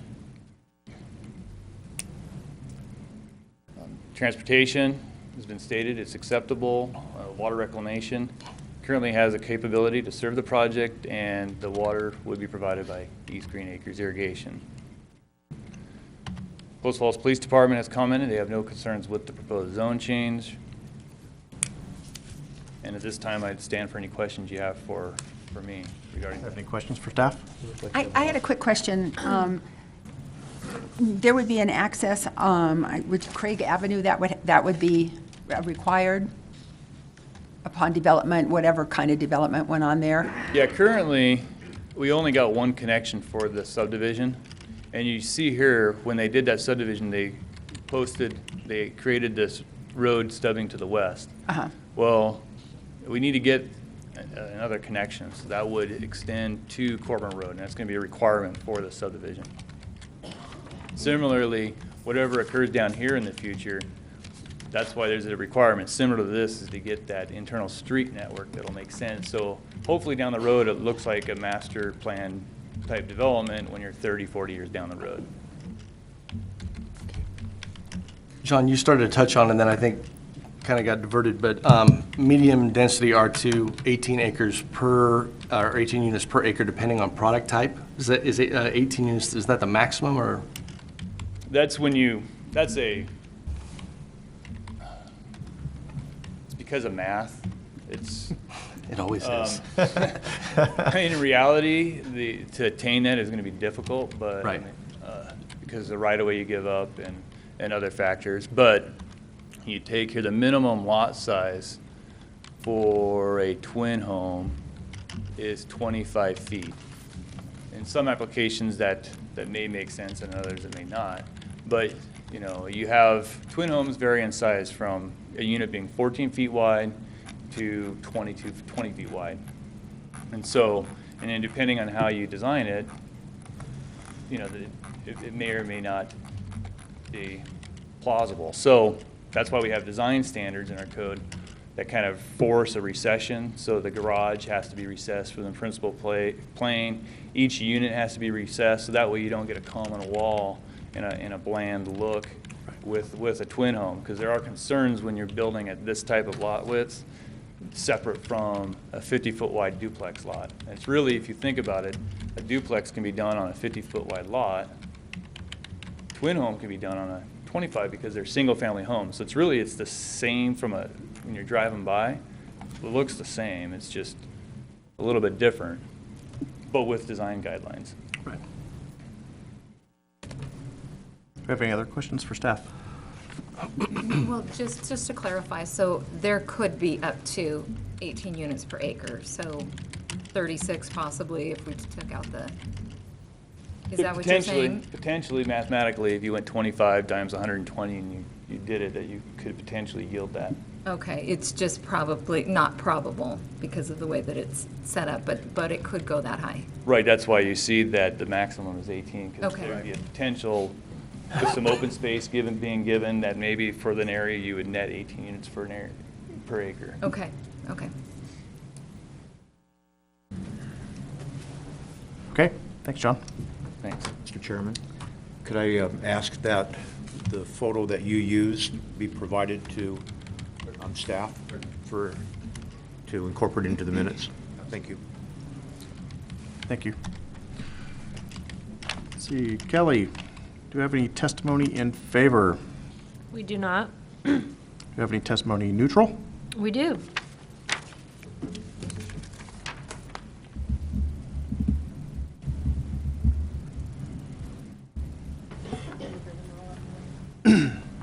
Okay, that's fine. Okay. James A. Peters is neutral, wishes to speak and has some comments written down here. Would you like me to read those into the record? Sure. I think you will. Okay. His comments request postponement until developer does a PUD to see a site review and how this project will affect adjacent properties, and to give residents some assurance as to the adherence to the proposed plan. And if you'd like to speak, please come up to the podium and state your name and address for the record. Thank you. James Peters, 590 North Corbin Road. And my biggest concern is that an R2 zoning just leaves too much open. And with a 3 acre at 18 units per acre, it's actually 54 units could go in there if the developer changes what he's proposing, which, you know, whether he will or not, I don't know. And that's kind of where you fell into problems other places in the city, is leaving things maybe too open. So if we could get a PUD that the area residents could take a look at and see what was proposed and how it was going to affect the adjacent areas and properties, there may be less conflict. Okay. Okay. Thank you. Thank you. And Kelly, do we have any testimony opposed? Yes, we do.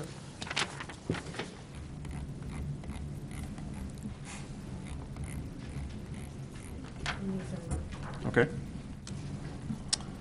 I will do the ones who do not wish to speak first.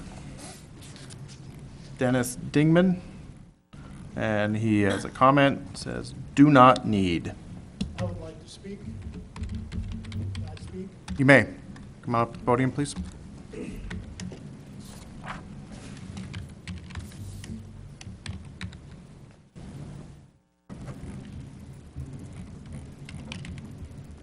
Please state your name and address for the record. My name's Dennis Dingman. I live at 2840 West Dawn Avenue. What I'd like to say is I never got any information about this in the mail, and I heard it from some other neighbors, and I think I'm pretty much close to that area. We have a problem with a lot of traffic going through Dawn Avenue, excuse me, from Corbin. I mean, not Corbin, but McGuire, all the way down through Dawn and around to Corbin. And if we put this, more houses in there, more cars, it's gonna be really crazy on Dawn Avenue. They can't go out Elm, because that road is really small, no curbs, no sidewalks. So they go down to Corbin, McGuire to get out. And there's so much traffic and cars parked along the road that they get ran into and they can't get around when a school bus comes through, and it's getting really congested. And you can't get out on Corbin, you can't get out on Elm, so you gotta go down to McGuire to get out with a stoplight. Okay. I'd like to say. Thank you.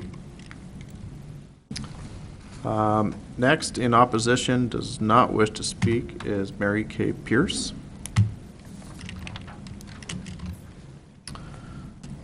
Next, in opposition, and does not wish to speak, is John Pierce. And also in opposition and does not wish to speak is Justin Hart. And Justin has some comments. They are, "I urge the committee to keep the neighborhood zoned single family, as all the neighboring properties are zoned single family." May, come on up to the podium.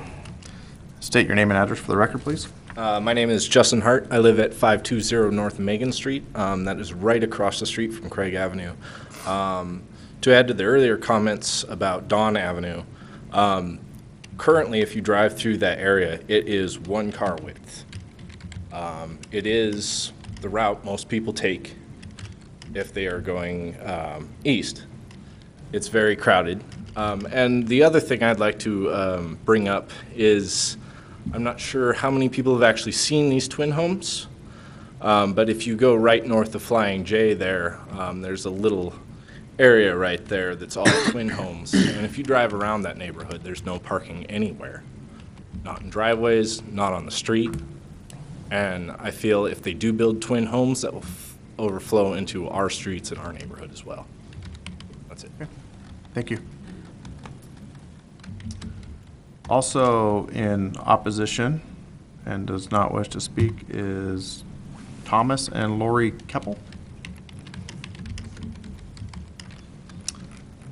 And last in opposition who does not want to speak is Steve Sheard.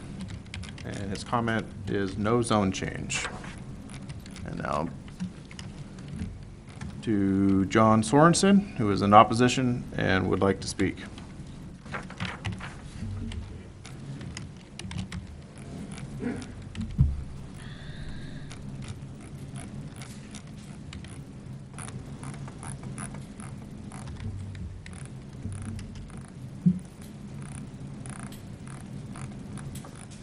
Good evening, ladies and gentlemen. My name is John Sorensen. I live at 615 North Corbin Road in Post Falls. My house is about 500 feet north of the proposed Craig Road extension through the housing development. I own the big trees out on the street, which make it a very narrow street. My primary concern, as the other gentleman said, 18 units per acre would allow this property to have 54 units, 54 family units. Most families these days are two-car families. That means 108 plus or minus cars up and down Corbin every day. Right now, we're fighting with school buses, we're fighting with UPS trucks, we're fighting with semi-loads going to the property down on the end of the street. There just isn't any space for any more cars on Corbin Road. If you look at the map, the Craig Road proposal into the other housing development has no direct access to a arterial street. So that means Corbin Road will be the primary road in and out of that housing development. There just isn't any room there.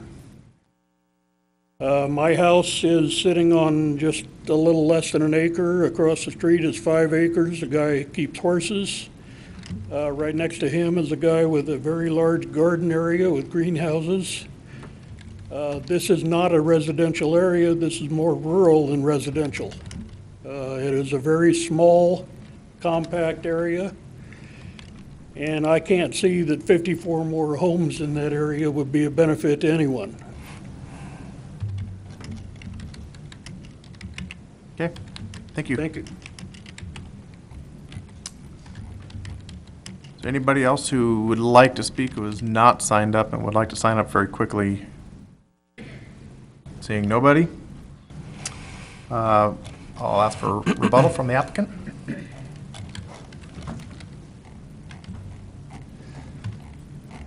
So, just in response, just for clarification purposes, while the site is 3.22 acres, as I mentioned before, after we lose the right-of-way improvements, which will be required even if it is an R1 development, it leaves us just a touch over 2 acres, which our intent for not doing a PUD was because a PUD will require 10% open space, which you can see we have a slotted for a park there.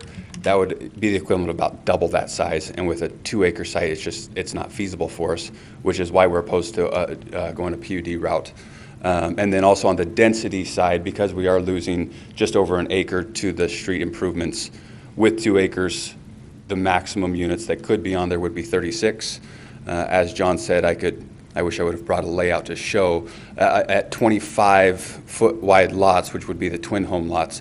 I think the most we could get on there is 29 units, and we're proposing 20 there. So the largest discrepancy I believe we could have between what we're proposing is 20, and if somebody were to develop it under the full twin home and squeeze every single centimeter out of it, they could potentially get 29 on there. Okay. Does anyone have any questions for the applicant regarding his rebuttal? Okay, thank you. Thank you. Do we have any more questions for staff before we close the public hearing? Seeing none. Public hearing is closed. Discussion, Vicky Joe. I'm just thinking it over still. I'm not sure. Okay. Oh, I'm sorry. I can go to, Yeah. all right, Ryan. Go to me? Ryan, do you have any comments? I'm certainly not opposed to multifamily and medium density. However, there is definitely some concern with transportation. You know, if you've got multiple people coming up and complaining about a variety of different things, but it seems like a pretty clear issue that there is transportation issues currently that would just be compounded, so that's an issue. Okay. Nancy. I feel comfortable with what the applicant is proposing. However, we can't be assured that that's what will be there if we approve. So that's my concern. Okay. Fred? I'm concerned about the intent, and, you know, there are things that could take place in the future that may not be indicated right now. I'm just not comfortable with providing that type of opportunity, and I'd like to see something in place that would meet the general presentation that was made. So that's kind of where I'm at. Okay. Mark? I'm agreeing a bit with Fred and Nancy. I had absolutely no problem with an R2 zoning. I think it makes perfect sense. I just don't see a use for apartments there. And the R2 zone does, for what it's worth, it's the way it is, but the R2 zone allows multifamily, twin home, duplex, all of that up to a certain density. I don't know the answer to this, but if there was a requirement to allow R2 zoning with no multifamily function, in other words, duplex, single-family homes and twin homes, that makes absolutely perfect sense to me. Okay. Thank you, Joe. Yeah, that's pretty much everything I was thinking about, too. I had the problem with not being able to specifically say you couldn't put apartments there, and also with access. The access worries me. I know how Corbin is, the road there, and a lot more traffic on there, and I would be concerned. I know that the Craig Road is going to, or Avenue is going to be put through there, but it just goes right into a residential neighborhood with kind of strange access to get out. So those two issues, mainly that just not knowing what was going to go there. Too broad of a scope there. Okay. Right. My thoughts are pretty, this is kind of tough because we were tantalized with a little layout, and a lot of the comments from the public are subdivision type related comments and concerns. Those are things that, for instance, if there's traffic problems and this is something that causes a traffic problem, then through the subdivision process, the city has the ability to ask for a traffic study and do mitigation and make sure that the applicant mitigates everything that they do. When it comes to a zone change, it's about whether this kind of zoning, this type of residential zoning is applicable in the area and is appropriate in the area. And one of the things I liked, and John, if you wouldn't mind going back to the table, please. It illustrates something that I'd like to point out to the rest of the commission.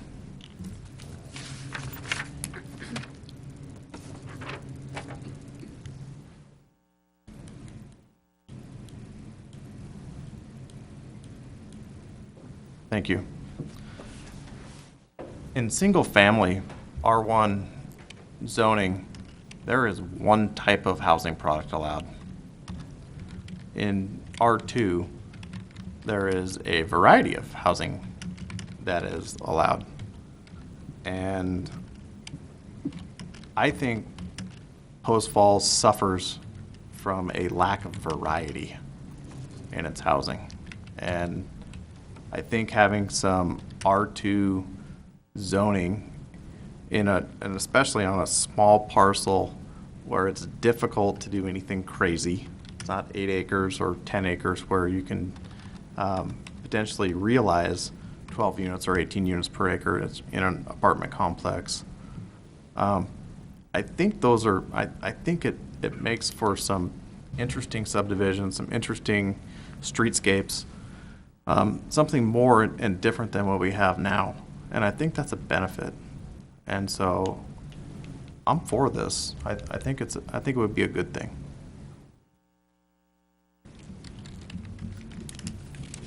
And so are there any more comments or thoughts? I'll entertain a motion.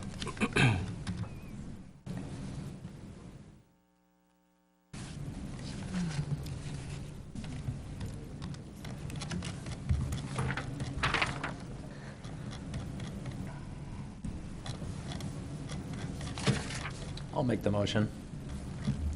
I move to recommend approval of ZC-15-03 Corbin zone change, finding that it is consistent with the comprehensive plan and the zoning code, and adopting the finding and conclusions contained in the staff report with the zoning designation change from R1 to R2 zoning. We have a motion. Do we have a second?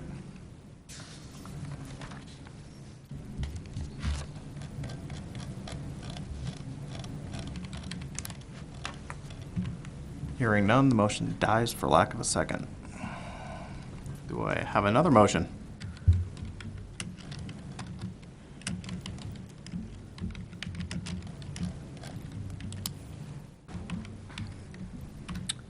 I'll move to recommend disapproval of ZC-15-03 Corbin zone change to the City Council based on the following reasons: traffic concerns and density concerns with the R2 designation. Is there a second? I'll second. There's been a motion and a second. Roll call, please, Kelly. Kimball, No? Carey, No? Davis, Yes. Hampi, Yes. Latham, No. Ostermeyer. Yes. You're going to need to communicate that. Yes, I'm sorry. Okay. Good, motion carried. And on to our third public hearing of the night. Mark, you're stepping down? Yes, I am. Thank you.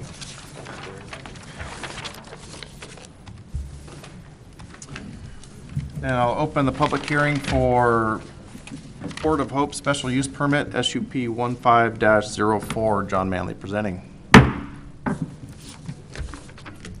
So the Port of Hope Special Use Permit, the owner is Boulder Business Park LLC, and the applicant representative is Carlos La Rosa, and the owner has given permission for the applicant to apply on their behalf. The requested action is to consider permitting a federal residential reentry center to be located in a community commercial services zone, find that the request meets the requirements found in the zoning ordinance, and to approve the request with any appropriate conditions. Just turn these in so I can just put them in. Parcel size, approximately 4.4 acres. The comp plan designation for the area is commercial. The current land use is office warehouse, although vacant currently, but historically it's been operated as an office warehouse use. Proposed land use, as mentioned in the intro, with both the water and sewer being provided by the City of Post Falls.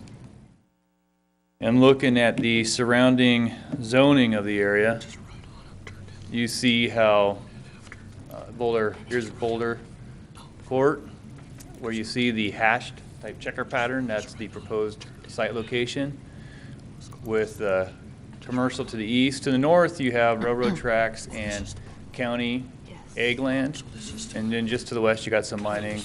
And to the south, you got a mix of industrial and commercial.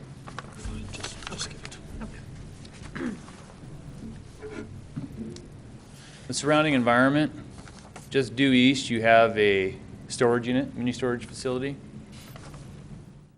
To the south, along Boulder Court, you have various office, industrial, commercial type uses, with some vacant land to the west.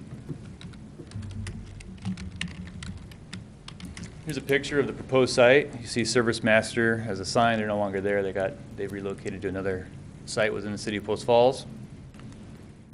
This is looking north. This is within the existing parking lot with the railroad tracks. You can see in the horizon, right about there.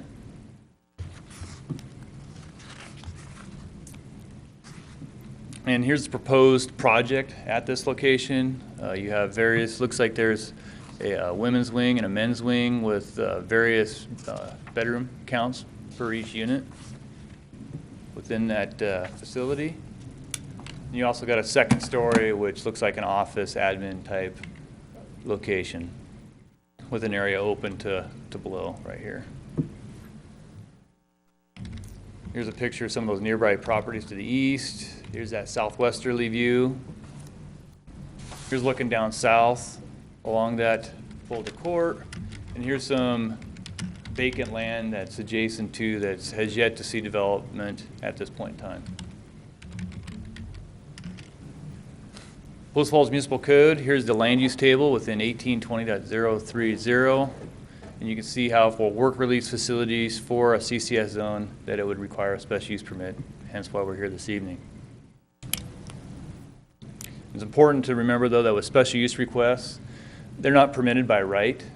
So just like with the public hearing earlier this evening, there are conditions that can be applied to approval. Staff was concerned with the proposed project. There's varying elements that weren't initially provided as part of the initial narrative. You've seen a couple other exhibits that were attached within your staff report as we were seeking out additional information through the review process. You know, the general description of the project that was in the narrative, historical issues that have occurred regarding inmates at these facilities. Within the staff report, you're able to see within Coeur d'Alene there was a few issues. Provide details of the types of offenders and the type of length of stay at these facilities. From the understanding is a varying type of offenders and severity, from some more severe than others to some sex offenders at this potential location. And the length of stay is generally less than a year. We also inquired about the extent of supervision, which is detailed out within the staff report, as well as the modes of transportation and the methods. It was important for these facilities to be near transit stops. They also have individuals that may be walking to commercial type jobs or other industrial type jobs or service-based jobs. Also, some offenders may get the rights to drive. Maximum number of inmates, when you count the bed count of the proposal, would be 46 beds on that site plan that was presented. Also, we were inquired about the required minimum distance to schools, bars, and churches. For schools, these facilities aren't supposed to be within 500 feet of a school. And how many jobs would be created? And what would the range of salaries be for these facilities? Staff, in response to the material that was been given, and what's currently not within your staff report, that if it was considered to be in the public's best interest to approve a facility of this nature, that we would condition the approval that no violent or sex offenders be placed on site. And also, you've seen within the staff report, they got policies for their protocol for management of the offenders within these institutions, that they continue ongoing their computerized software system, SafeKeep, their system alerts when individuals are a minute late would continue. They would continue the GPS tracking. They also would continue their breathalyze policy, as well as the urinary tests that they receive. So at this point, this would conclude staff's introduction of the project. Do you have any questions for me at this point? I have one question. I think in their paperwork, you said that, or it shows now 46 beds. Yeah, and I think in their letter, it stated their maximum was 43. Yeah, I saw that discrepancy. I would recommend that the condition, if you approve it, because you saw there's that other condition in the staff report. I put 46 because it was based off that exhibit that was within it. If they're going to be doing 43, then I would cap it at 43. So that would be something I would probably want to clarify with the applicant. Okay, and then also another concern I have is I think I also saw in that letter that the Federal Bureau of Prisons has the right to exceed that without any notification to whatever they want. I don't see that there's any limit to what they could. That's where the tell importance us. of the special use is. You would cap it at that. So Even though the Federal Bureau said, no, we want to put 60 people there, our regulations would override that. They couldn't? They would have to come back and ask for an additional special use permit to expand their facility. Okay. Okay. Any other questions for John at this time? We'll probably have more for you later. Right, thank you. Okay. And time for the applicant to come up and present.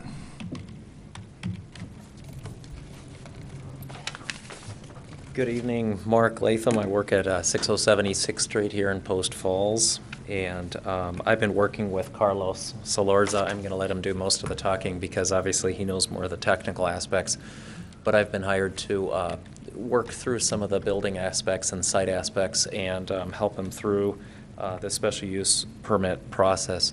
I've been working with them, I guess, for full transparency since I sit up there. I'm an architect, and I've been working with them since 2004. So that's going on, I guess, 12, 13 years, something like that. And I go in there and I do a lot of various remodel renovation jobs or drawings for it. And they always check me in and out and keep a watchful eye on everything. And it seems like a very calm, restful atmosphere. And the occupants in the building are polite, and it just you wouldn't know the difference, I guess, when you're in there, that they've come out of jail. So and as far as transparency, I live here, work here, I've got kids here, and I have nephews that live about a mile away from this site. And so definitely I'm looking in the best interest of Post Falls too on this. And really, I guess, just to answer some of the technical questions, it is a good fit as far as a facility goes. It's right on the edge of town. It is near good transportation. There's a mix of industrial and commercial uses around there. And also, as far as the facility itself, a lot of space, a lot of open area. It's not packed in a very tight, dense area like they are now, which is in a very tight neighborhood. And as far as the occupancy of the building, we have to deal with the International Building Code and a number of other codes at the state level for multifamily. And so we can't exceed a certain number of occupants. And the way I was figuring on that count is we wouldn't be able to really exceed that I know of. I mean, don't quote me on that, but not by very much more, regardless of building code factors. So the number of occupants in there are probably, that would be the cap to kind of answer your question, Vicki. And I can't think of anything else. With that, I'll stay up here, but I'll pass this over to Carlos. Good evening, everybody.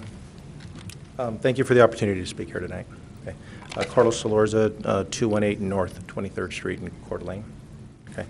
What I wanted to do is basically talk about the Board and hopefully answer any questions that may already be running through your minds. First of all, we are a contract facility. We do contract with the Federal Bureau of Prisons to operate the Residential Reentry Center. Okay. We've been doing this for 18 years. So we're not new to this. We're not asking to do anything new. We've been doing this. Okay, we're in our fourth contract with the Federal Bureau of Prisons. This is the fourth time that they've awarded us the contract to do this. So we're doing something right. There's a reason the Bureau of Prisons has given us the contracts. Okay. For those that are not familiar with what a residential reentry center is, basically it's the link between the institution and the community for offenders. Okay? Offenders generally would get released from prison and go straight to the street. Sometimes no home, sometimes no employment, and definitely no savings account. Okay? The Residential Reentry Center provides them an opportunity to transition from the institution back to the community. They are still inmates. I'm not gonna discount that. Okay, they are still inmates. They belong to the Federal Bureau of Prisons, but they're in our facility. They're held accountable. They have to find work. They have to find a place to live. They're encouraged to build a savings account. When they're released from custody, they are already well on their way to success. They walk out the doors with everything they need to be successful. Okay, so we help facilitate the offender's successful reentry into the community. That's what we work to do. The RRC fosters personal growth, responsibility, and accountability. It provides them an opportunity to build their self-esteem, to learn responsibility, and to be accountable for their actions, which is what they do with us. Okay? How do we do that? We have several programs that we do that with. Okay, the first big ones that come to mind is our TDAP program. Okay, in the institution, they have a drug treatment program that they have to complete. It's a 500-hour program. Okay, they earn the right to come to the halfway house. At the halfway house, they have to take 6 more months of that drug treatment before they can be released. They have to complete the program. That is a requirement. So that's one of the components. The second component for those that do not have to go through that program is our transitional skills program. Okay, that is a 9-week course that they have to take. It's basically a life skills course. Anywhere from time management to triggers that they may encounter, anger management, rebuilding relationships with your family. Those type of things are discussed with them. Those type of things those type of topics are the topics that they have to cover and complete while at our facility. They go through employment education. We have a social services coordinator, okay? Her job is specifically employment. She works on building resumes. She works on interview skills, how to dress for an interview, how to dress for job searching. She meets with them. They set realistic goals for employment based on their skill set, so that when they go out in the facility, or when they go out job searching, they're looking for the jobs that they are qualified to get. Okay, so we help them with the employment. And then some of the other things after they gain employment is budgeting and financing. We encourage them to build up a savings account. If they don't have a place to live, they're going to need a place to live, so they build up a savings account for that purpose. And we teach them budgeting skills and financing skills. I know some of the other concerns that come up are accountability, if I may. Our facility is staffed 24 hours a day. We have monitors on site 24 hours a day. And most of the time, we have 3 monitors on site. Okay. We have key staff members that are there till 8 o'clock in the evening. 6:30 to 8 o'clock in the evening, we have key staff members. From 8 o'clock at night, during the graveyard hours, we have 3 people on staff. Okay. There's a camera system inside the facility. There's a camera system outside the facility. So inside the facility, they're monitored, and any activity outside the facility is monitored. Okay. We have a curfew time set at 9 p.m. in-house, and they can't leave before 6 a.m. Only exception is if they have employment. If their employment goes beyond that time, they're allowed to stay out past that time or leave before that time. Okay, so we do have curfew. The thing I want to stress the most, they don't just live at our facility, okay? They can't leave when they want. They cannot come when they want. They have to have approval for everything they do. We have weekly itineraries that they have to fill out. We have daily itineraries they have to fill out. Somebody from key staff has to approve that. They cannot go anywhere without approval, okay? We know where they are at all times. We monitor their activities at all times. If they have a job, their job schedules are verified through their employers. We contact their employers on a regular basis to find out how they're doing. Their employers, if they don't show up for work, are asked to call us to tell us they're not there. So we know whether or not they show up. So we do all of those steps to make sure that we know where they always are. Sign in and sign out procedures, they have to sign out when they go out. They check out of a computer system. The computer system requires us to put in a return back time. So if they're not back by the time that it's set, it generates an email which notifies us that they're late, and then we start the ball rolling to find out where they are. Cell phone calls, employer checks, stuff like that. Violent offenders and sex offenders. And I noticed that they said no violent offenders, no sex offenders. Violent offenders is a pretty broad term when it comes to the Bureau of Prisons.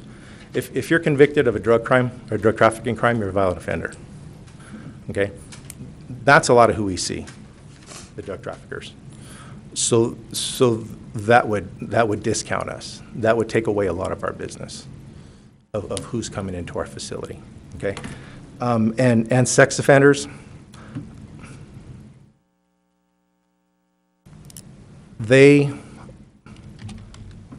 right now, they can come through our program. They can be released through our program. They can be held accountable. They can put on GPS monitoring. They can go through treatment, or they can go straight from the institution to the streets. Okay. Either way, they're coming to the neighborhoods. Either way, they're moving into the neighborhoods. Okay. We are encouraging or asking to be allowed to accept the sex offenders for that purpose, so that we can bring them through our program, so we can hold them accountable, so we can teach them responsibility, so we can get them the treatment that they need. And we can provide them with a transition from the institution back to the community. Because without that, they're walking out the doors, and they're going straight to the community.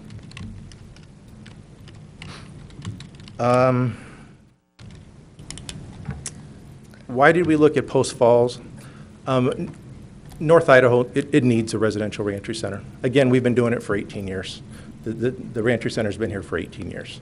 Okay, we're sensitive to the community concerns.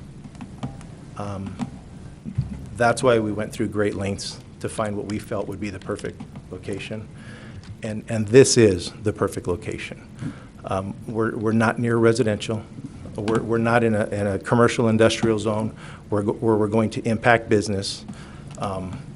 Our inmates will not be walking down the street unless they're working in the immediate area. Just the location itself dictates that they're going to have to be transported wherever they go, whether they transport themselves, whether they get an approved driver, or whether we do the transporting.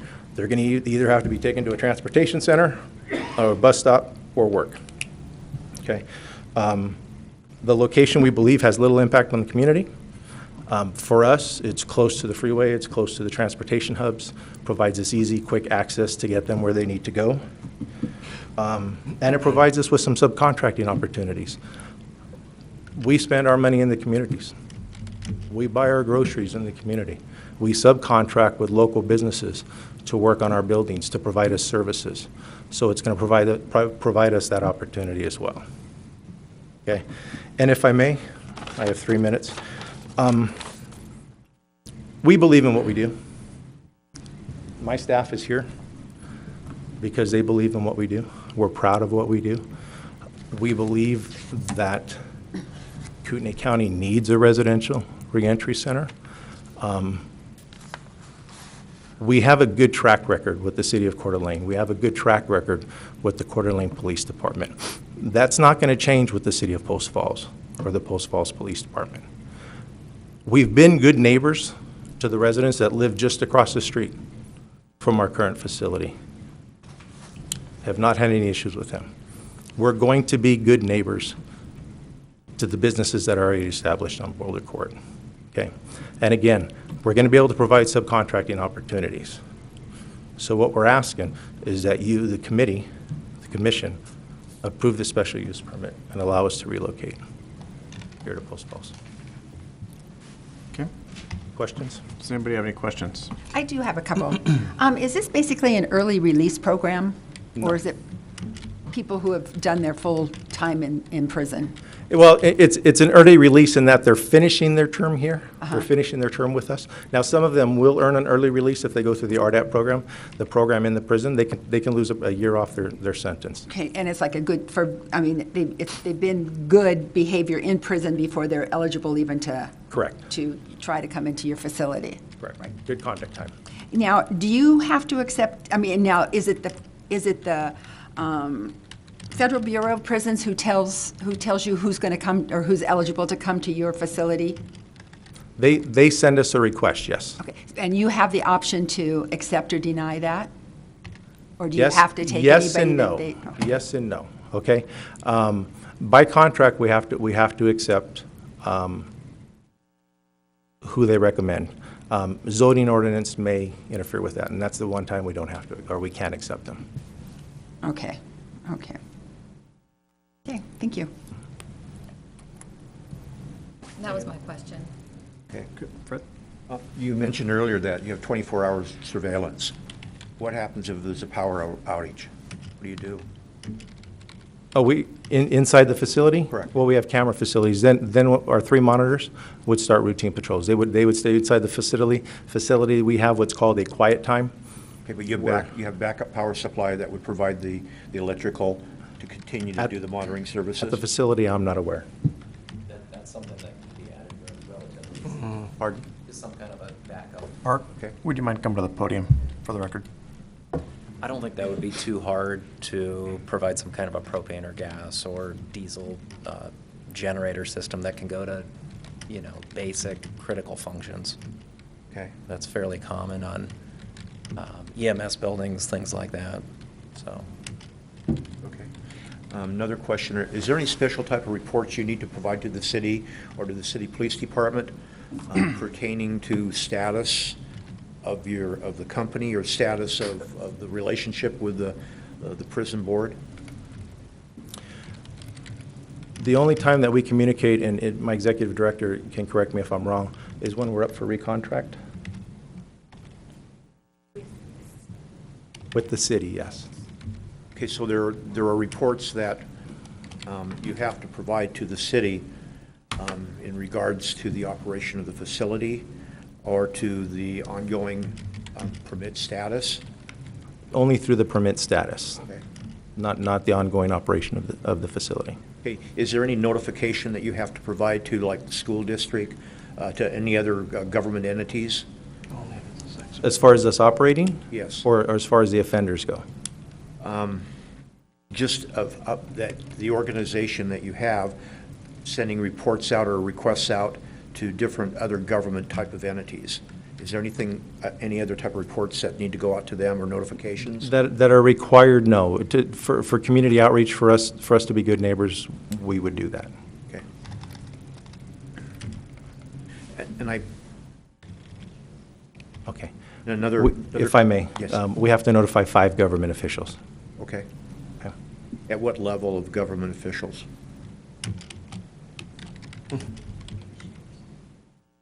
3 commissioners, Okay. sheriff's department, and the police department. And how many are in your staff? We have roughly 25, 30.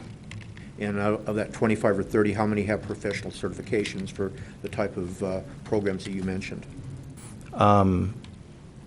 We have degrees. Okay. As far as certifications go, our drug counselor has a certification. Our monitoring staff is required to go through the BOP training Okay. that continues yearly and monthly. They're required to attend monthly training. And For you do monitoring. backup checks of all your employees? Yes. Okay. I have no other questions. Okay. Nancy, do you have any? No, I'm good. I just had 2 quick, just to confirm. I know staff report said 46. You said in your report 43, so we're looking at 43 beds? Well, that's what I was going off of, what our current facility is, Okay. yes. And then just for clarification, in your other facilities, is it male and female reentry residents in your other facilities as well? Yes. Okay, thank you. Okay. And I just had a couple of quick questions. If we were to restrict it to violent, or restrict no violent sex offender or sex offenders, whose definition, how do we define that? Is that a Bureau of Prisons definition? Is that a defined thing? The Bureau of Prisons goes off the local ordinance. Okay.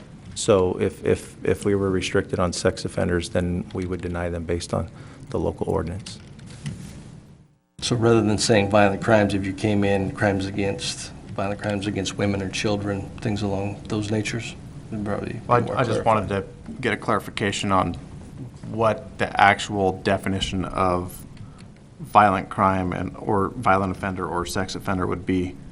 Can you direct us towards some sort of a definition that would be an industry standard?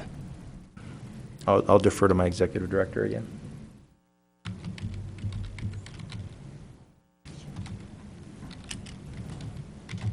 She's welcome to come to the podium if you're on crutches. We don't want to make her, though. And identify yourself. I wish we had a microphone we could bring to you. But we might. We have a Like- mic for. Oh, she's making it. We do have a microphone that we can. Now. Now that you've made it Will to you the please podium. state your name and address for the record? Tamara Chamberlain, 218 North 23rd, Coeur d'Alene. Anybody with a sex offense is taken to the local sheriff's department, and they determine. They're required to, we take them down to register. This sheriff's department determines if they have a requirement to register as a sex offender or not. So we base it solely on what the sheriff's department determines. Okay. So the definition is really broad, from abuse of a minor to child pornography. Idaho doesn't level like Washington does. We don't have level 1, 2, 3 sex offenders. So we don't take, and never in our history have taken, what we call level 3, which is the serial rapists, the habitual sex offenders. We typically would do what Washington would consider a 1 or a 2. Even though Idaho does not do that, doesn't level them, we try and base it on that criteria. So a level 1 is typically pornography. A level 2 is probably sexual abuse of a minor or sexual assault. 3 is typically rapes, serial, forceful rapes, That's about the best definition I can give you. Okay. So just to clarify, you're basically going off of Washington State, Yes, since Idaho doesn't level. and 1 and 2 are fine, but you guys have avoided 3 in the program in the past. And we would have no problem with continuing to avoid level 3s. Okay. And another question I have is, how would us as a local jurisdiction, the City of Post Falls Police Department, keep tabs on the people in your the inmates in your facility to know whether or not they meet criteria of a violent offender or a sex offender? How does that protocol establish between your business and the City of Post Falls so that if this were to be approved, it could be policed locally through our police department? The Bureau of Prisons notifies any offender, notifies local police department of any offender that's being released to our facility. It's called VICLA, it's the Violent Crime Offender Act. So they send a notification to the police department before they arrive to us, and then when we go to release them, they will notify again that they are releasing from our facility on a set date. Okay. And those inmates are released from your front door, is that correct? Correct. I got 2 other questions. Okay, Fred?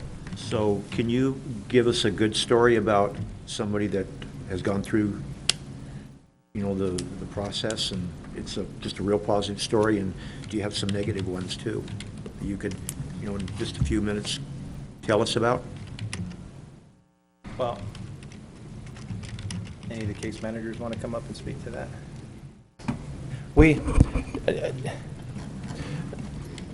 have several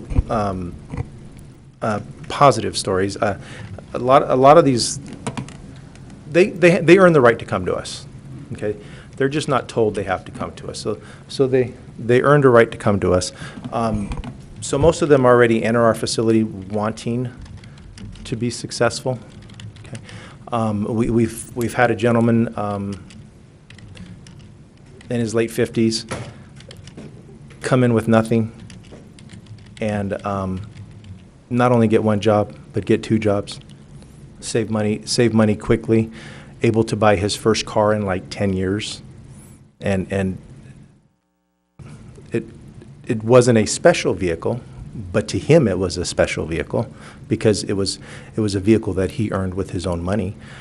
So he has 2 jobs, he has his own vehicle, and now he has his own place to live. And the negatives, unfortunately, we can't predict human behavior, and most of the negatives that I can provide to you are those that slip in usage, those that use. And we do UA them on a regular basis, and they will come up a positive, and when they come up a positive, they are sent back to the institution. Thank you. Any more questions for the applicant this time? No. Okay. John, will you please come up and give the staff report.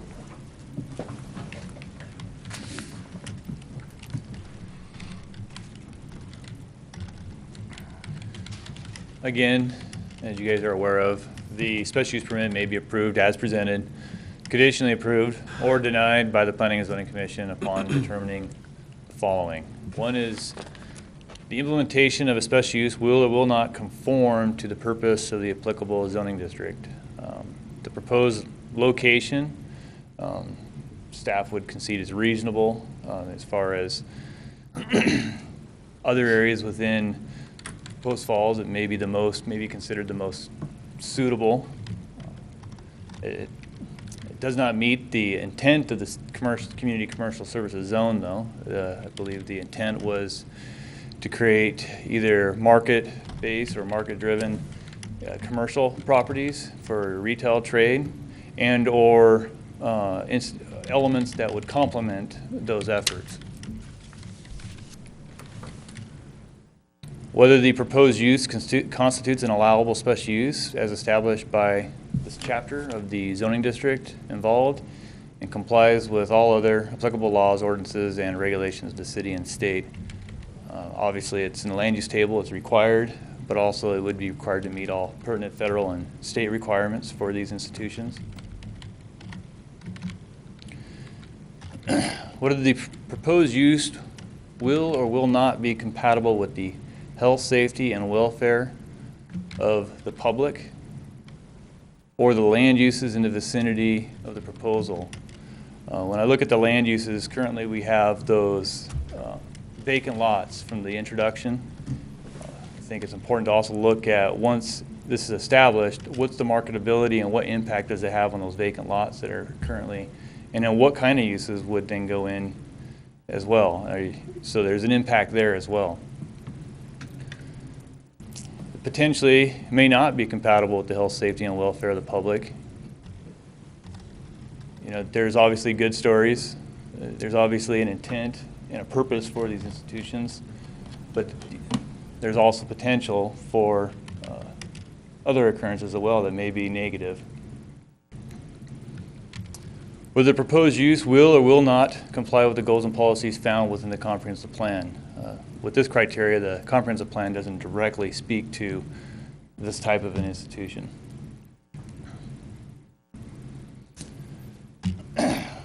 Within the code, there's also additional criteria, the 1820.070.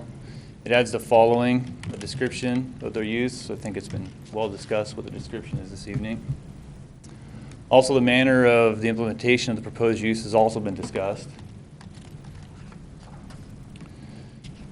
And then an explanation of the compatibility with the infrastructure and land uses present and the future. The surrounding uses aren't necessarily incompatible with it, but I think the question is it the appropriate location compared to other areas in the city? And once again, there's the vacant lot concern nearby. As a reminder to, this is the surrounding environment, and there's those vacant lots. And then even as some of these other uses currently are there, as you know, their businesses, hopefully they're successful and they stay there for perpetuity, obviously, or they expand. But if they leave, how will this affect that area as well? Engineering reviewed this and found that the transportation elements of the project, that this would not adversely affect the transportation system.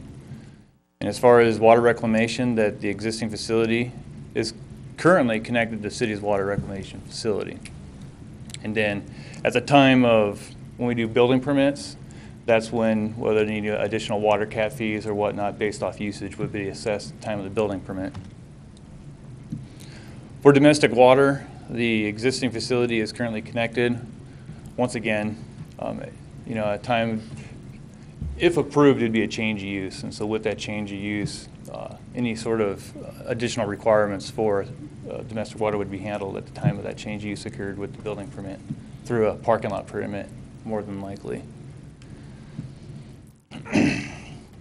So in closing, the last criteria I think is probably the most important is to consider in this proposal. Why was this proposal, why would it be in the public interest? I think, you know, the applicant within their exhibits have, you know, explained the importance of these facilities, as well as, I believe, Officer Huggins within PA-1 also questions more or less, how is the public going to be protected from these facilities? How can you assure that? I don't know if you necessarily can. And how is the public health and safety protected? And so the crux is how is this in Post Falls? How is it in Post Falls public interest for this facility? No one could question the benefit of these facilities, but once again, the public interest. With the planning staff, we've concluded that although these institutions are important and they serve a purpose, that when you look at, once again, the public interest, that when Post Falls is the goal is to become an interconnected, family-oriented community, that approving this proposal may send a different message, may negatively affect the adjoining neighborhoods, and it may not be in the best interest for Post Falls. So I would conclude with that. I don't know if Russ wants to add anything at this point either, but. No, nothing to add, thank you. Thanks. Do you have any questions of staff? I actually do. I thought we had talked about, or you mentioned that a condition being no violent or sex offenders, but that's not in the conditions No, that was, recommended? the reason why that was brought up before the applicant was because I was proposing those as if approved. Those would be additional conditions that was not in the staff report, but I wanted the opportunity for the applicant to be aware of those additional conditions. So when the applicant came up, he could speak towards those conditions. Okay, so they're not in the staff report, and They're not in the staff report, but staff is stating that if you guys wanted to entertain approving this or Okay. recommend that, you would add those conditions to the 46-bed that staff was proposing, but I believe it was clarified that 43 would be the modified condition to 43.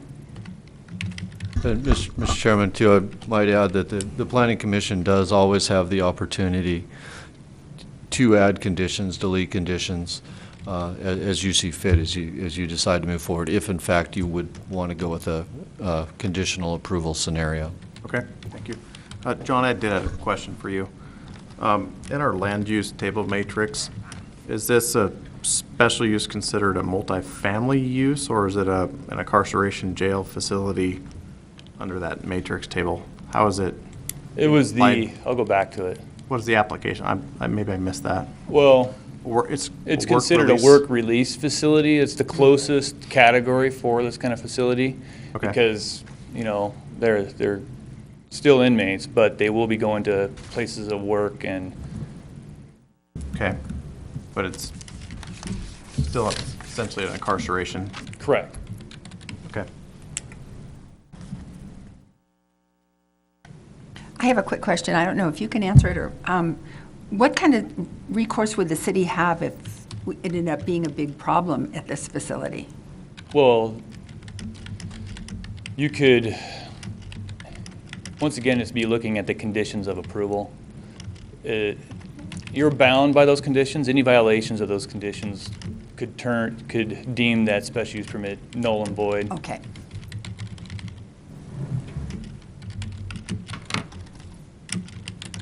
So that'd be one maybe for, once again, if this was something that you guys wanted to entertain, you guys coming up with your own maybe condition to speak to that matter. But it still has to go to city council, so. No, not as a, No. In this case, it can be appealed to city council. Yeah. By either the applicant, if we recommend denial, or by the public, if we recommend approval. Yeah. Or if we approve it, I guess, would be the proper way to put it. correct. Okay. Any other questions for John or staff? No. Okay. Rebuttal, or excuse me, almost skipped testimony. Kelly, do I have any testimony in favor? We do not? Any testimony neutral? No? Any opposed? Yes.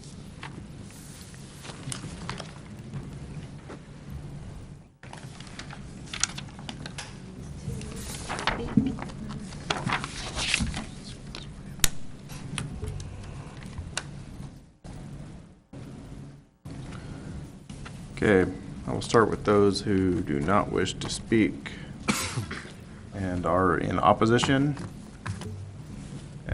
Danielle Beckius. And she wrote, I am not in favor of the special use permit for several reasons, which include the perception of the area, safety for my business, which includes my customers, staff, future development of several lots for sale on the street, and the well-being of the residents of the facility.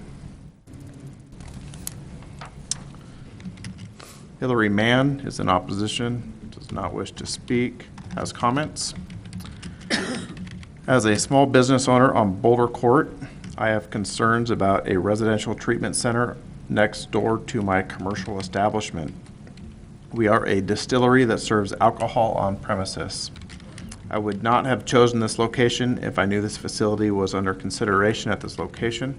Coeur d'Alene denied the special use permit, and I hope Post Falls considers the same.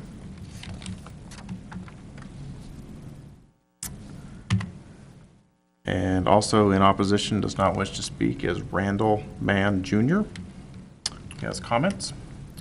I am part owner of an alcohol serving establishment on the same street as the proposed site of the Port of Hope. I personally believe it would be counterproductive to allow a drug and alcohol recovery business to operate within 2 blocks of a bar distillery. And in opposition, does not wish to speak, Russell Hackinson, I believe. And he has some comments. Has the committee review the court records for the arrest, trespassing orders? Question. Has the commission reviewed how many clients have been dismissed without completing treatment?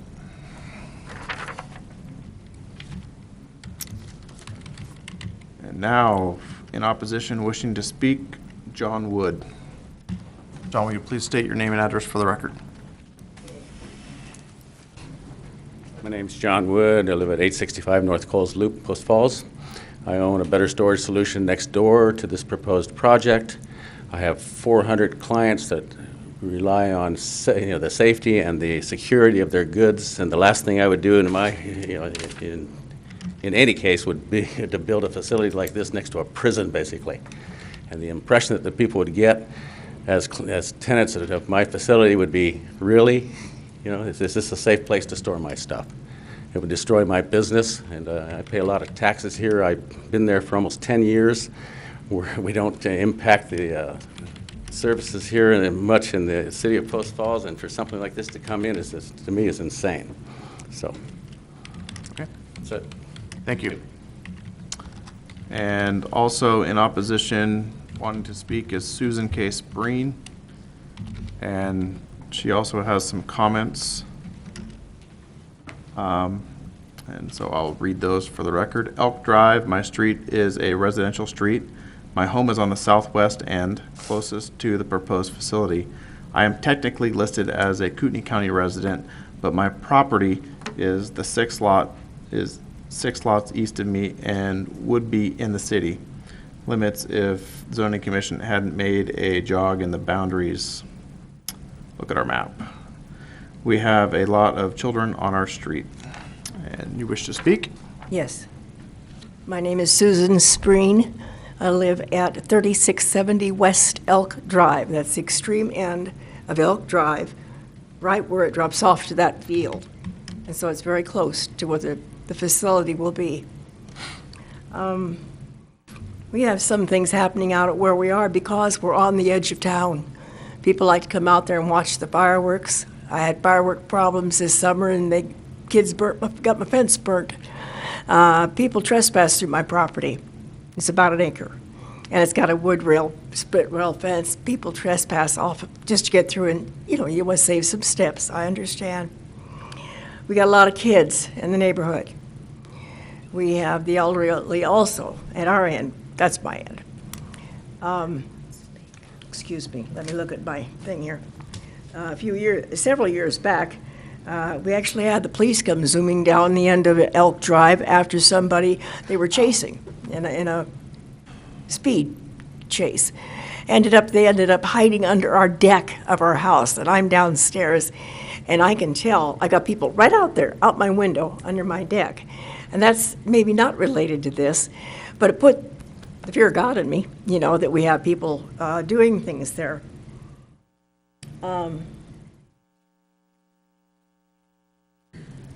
Basically, it's the feeling of being unsafe and wondering.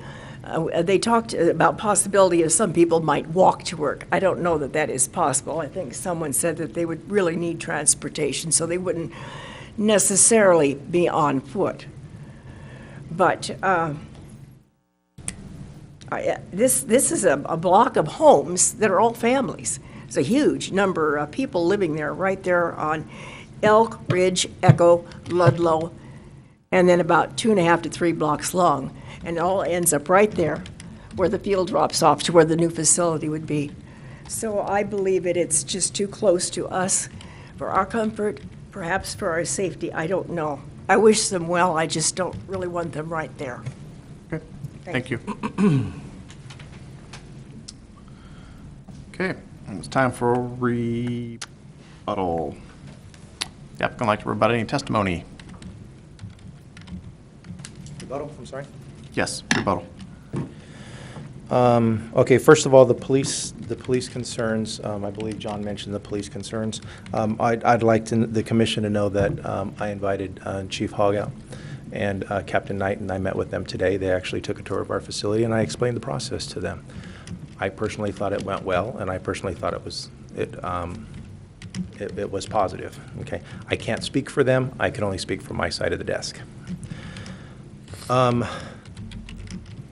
A lot of concern about movement. I believe I said earlier that the offenders, some offenders would be placed on GPS monitoring.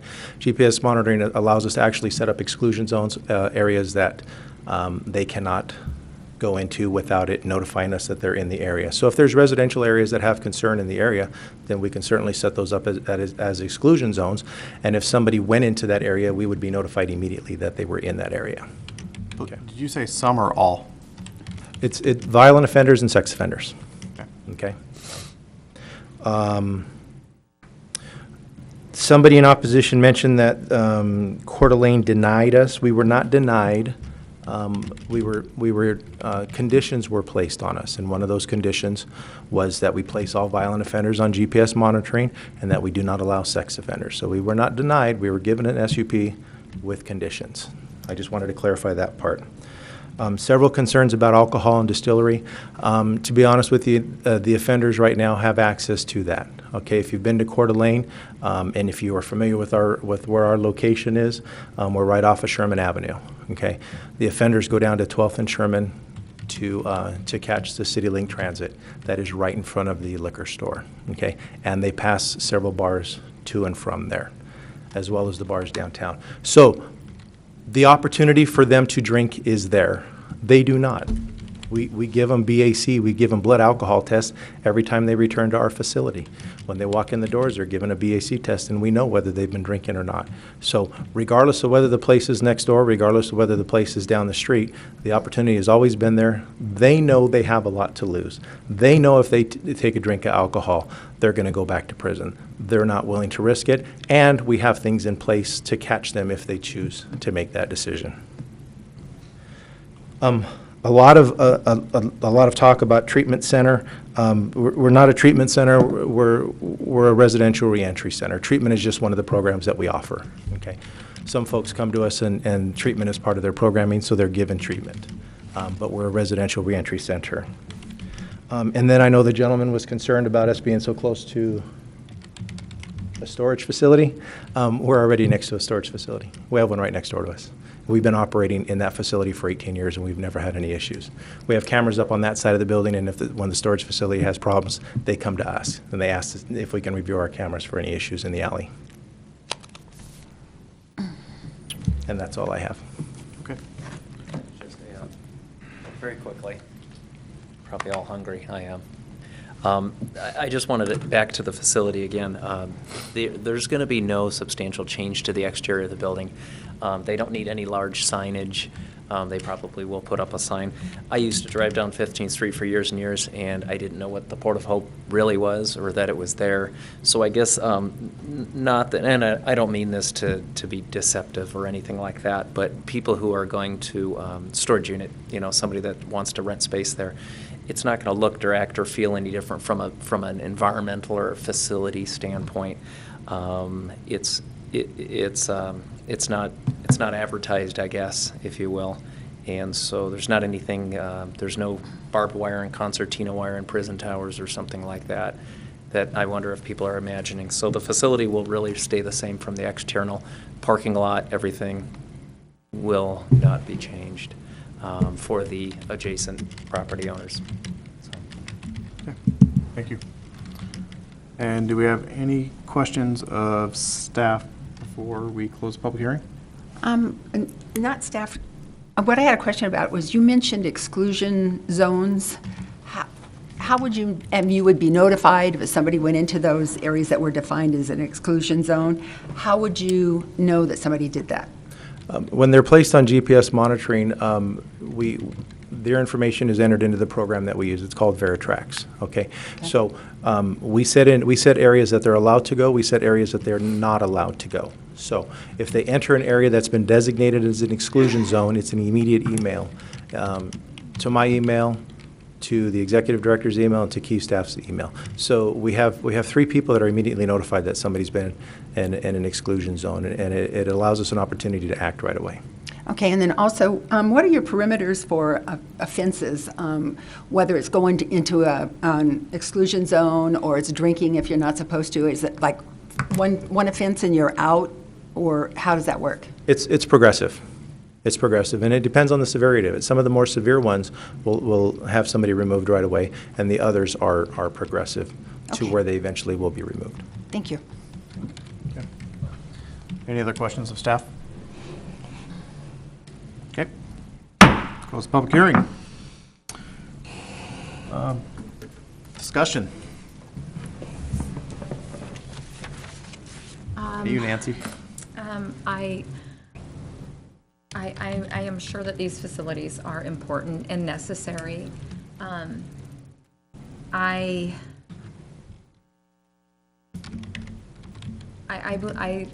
believe most people don't want them in their neighborhood, however.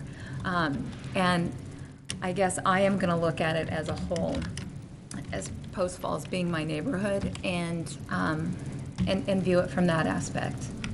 Okay. Brett? I've had the opportunity to watch some historical aspects of this with Coeur d'Alene, and I've had the opportunity to visit with some people familiar with the organization. And it's my understanding they run a very tight, top-notch organization. I would much rather have that type of entity, whether it's in Coeur d'Alene or in Post Falls or Rathdrum or whatever. I'd rather have it established in an area where there is responsibility and accountability to the local government entities. And from my understanding, they've done a really, really good job.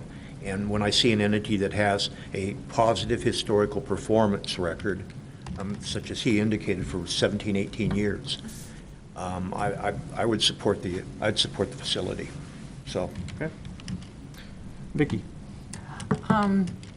Yeah, what caught me the most was saying if it's not into a facility, it's out in your streets. They're coming out anyhow. This gives them a chance to reestablish and stuff. And I feel the same way. Nobody really wants it in their neighborhood, but it's a fact of society, a fact of life. We have to have these type of places, and I understand that this Port of Hope has a good record. And I think it's something that we probably need to do. Brian? Just last night, I watched a special on Alcatraz, and at one time there were 300 families, men, women, and children, that were living on the rock in addition to the prisoners, and there were never issues.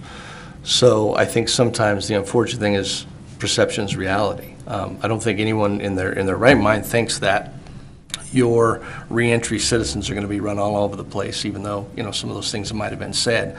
But again, I go back to perception, and my concern is 2 things. One, the special use permit granted, does it stymie future growth? I know there's not going to be signs there, but the reality of it is businesses are going to be talking, and/or businesses are going to choose not to relocate to that area. The other one, and I think it was taken care of, but I still am a little concerned with the Federal Bureau of Prisons saying, okay, Post Falls, you say 43 beds, that's all we're going to say. I get a little concerned with what might come down there. Okay. My thoughts on this are looking at it more from a greater good and a greater development standpoint for economic and commercial development through the city of Post Falls. Yes, the prisoners have an option. They either get kicked right out of prison and right onto the streets, or they go to a facility like this. Granted, the existing Port of Hope facility in Coeur d'Alene has been running for 18 years. And that's an existing facility. And I applaud them for doing well. But that doesn't necessarily mean that I think it's a good idea for us to be importing prisoners that may be getting out of a prison, which in Boise or Cottonwood or wherever federal prison facility there is in the state of Idaho, that is not currently in Post Falls. So I look at it as an importing potentially violent offenders, potentially sex offenders into our community. And although I recognize the fact that they have done their time, and as a society we've decided that they have paid their penance, I don't know if that's necessarily good for Post Falls and our businesses, and the businesses especially in that area. I mean, that Boulder Court has struggled for the better part of 15 years to develop, and let's face it, the Pleasant View interchange isn't the best part of Post Falls right now. It's not the highest and best, most popular part of Post Falls to live or develop. And I don't know if doing this will encourage more development in the area. I think it would discourage it, and I don't think it's something that I would support. I'll entertain a motion. I move to disapprove Port of Hope Special Use Permit SUP 15-04 for the following reasons. I do have some concerns with public safety and also the impact that it may have on existing businesses as well as new development in that area. Is there a second? Second. Roll call, please, Kelly. Kimball? Yes? Carey? No. Davis? Yes. Latham? Ostermeyer? No. Hampe? Yes. Motion carries. And, let's see. New business. Russ, do we have any new business? We do not have new business tonight. Okay. And staff comments was already moved forward. Are there any other staff comments that we may have? No, None? no, none, thank you. And commissioner comments? None? Done? Okay. Move to adjourn? So moved. Thanks, guys.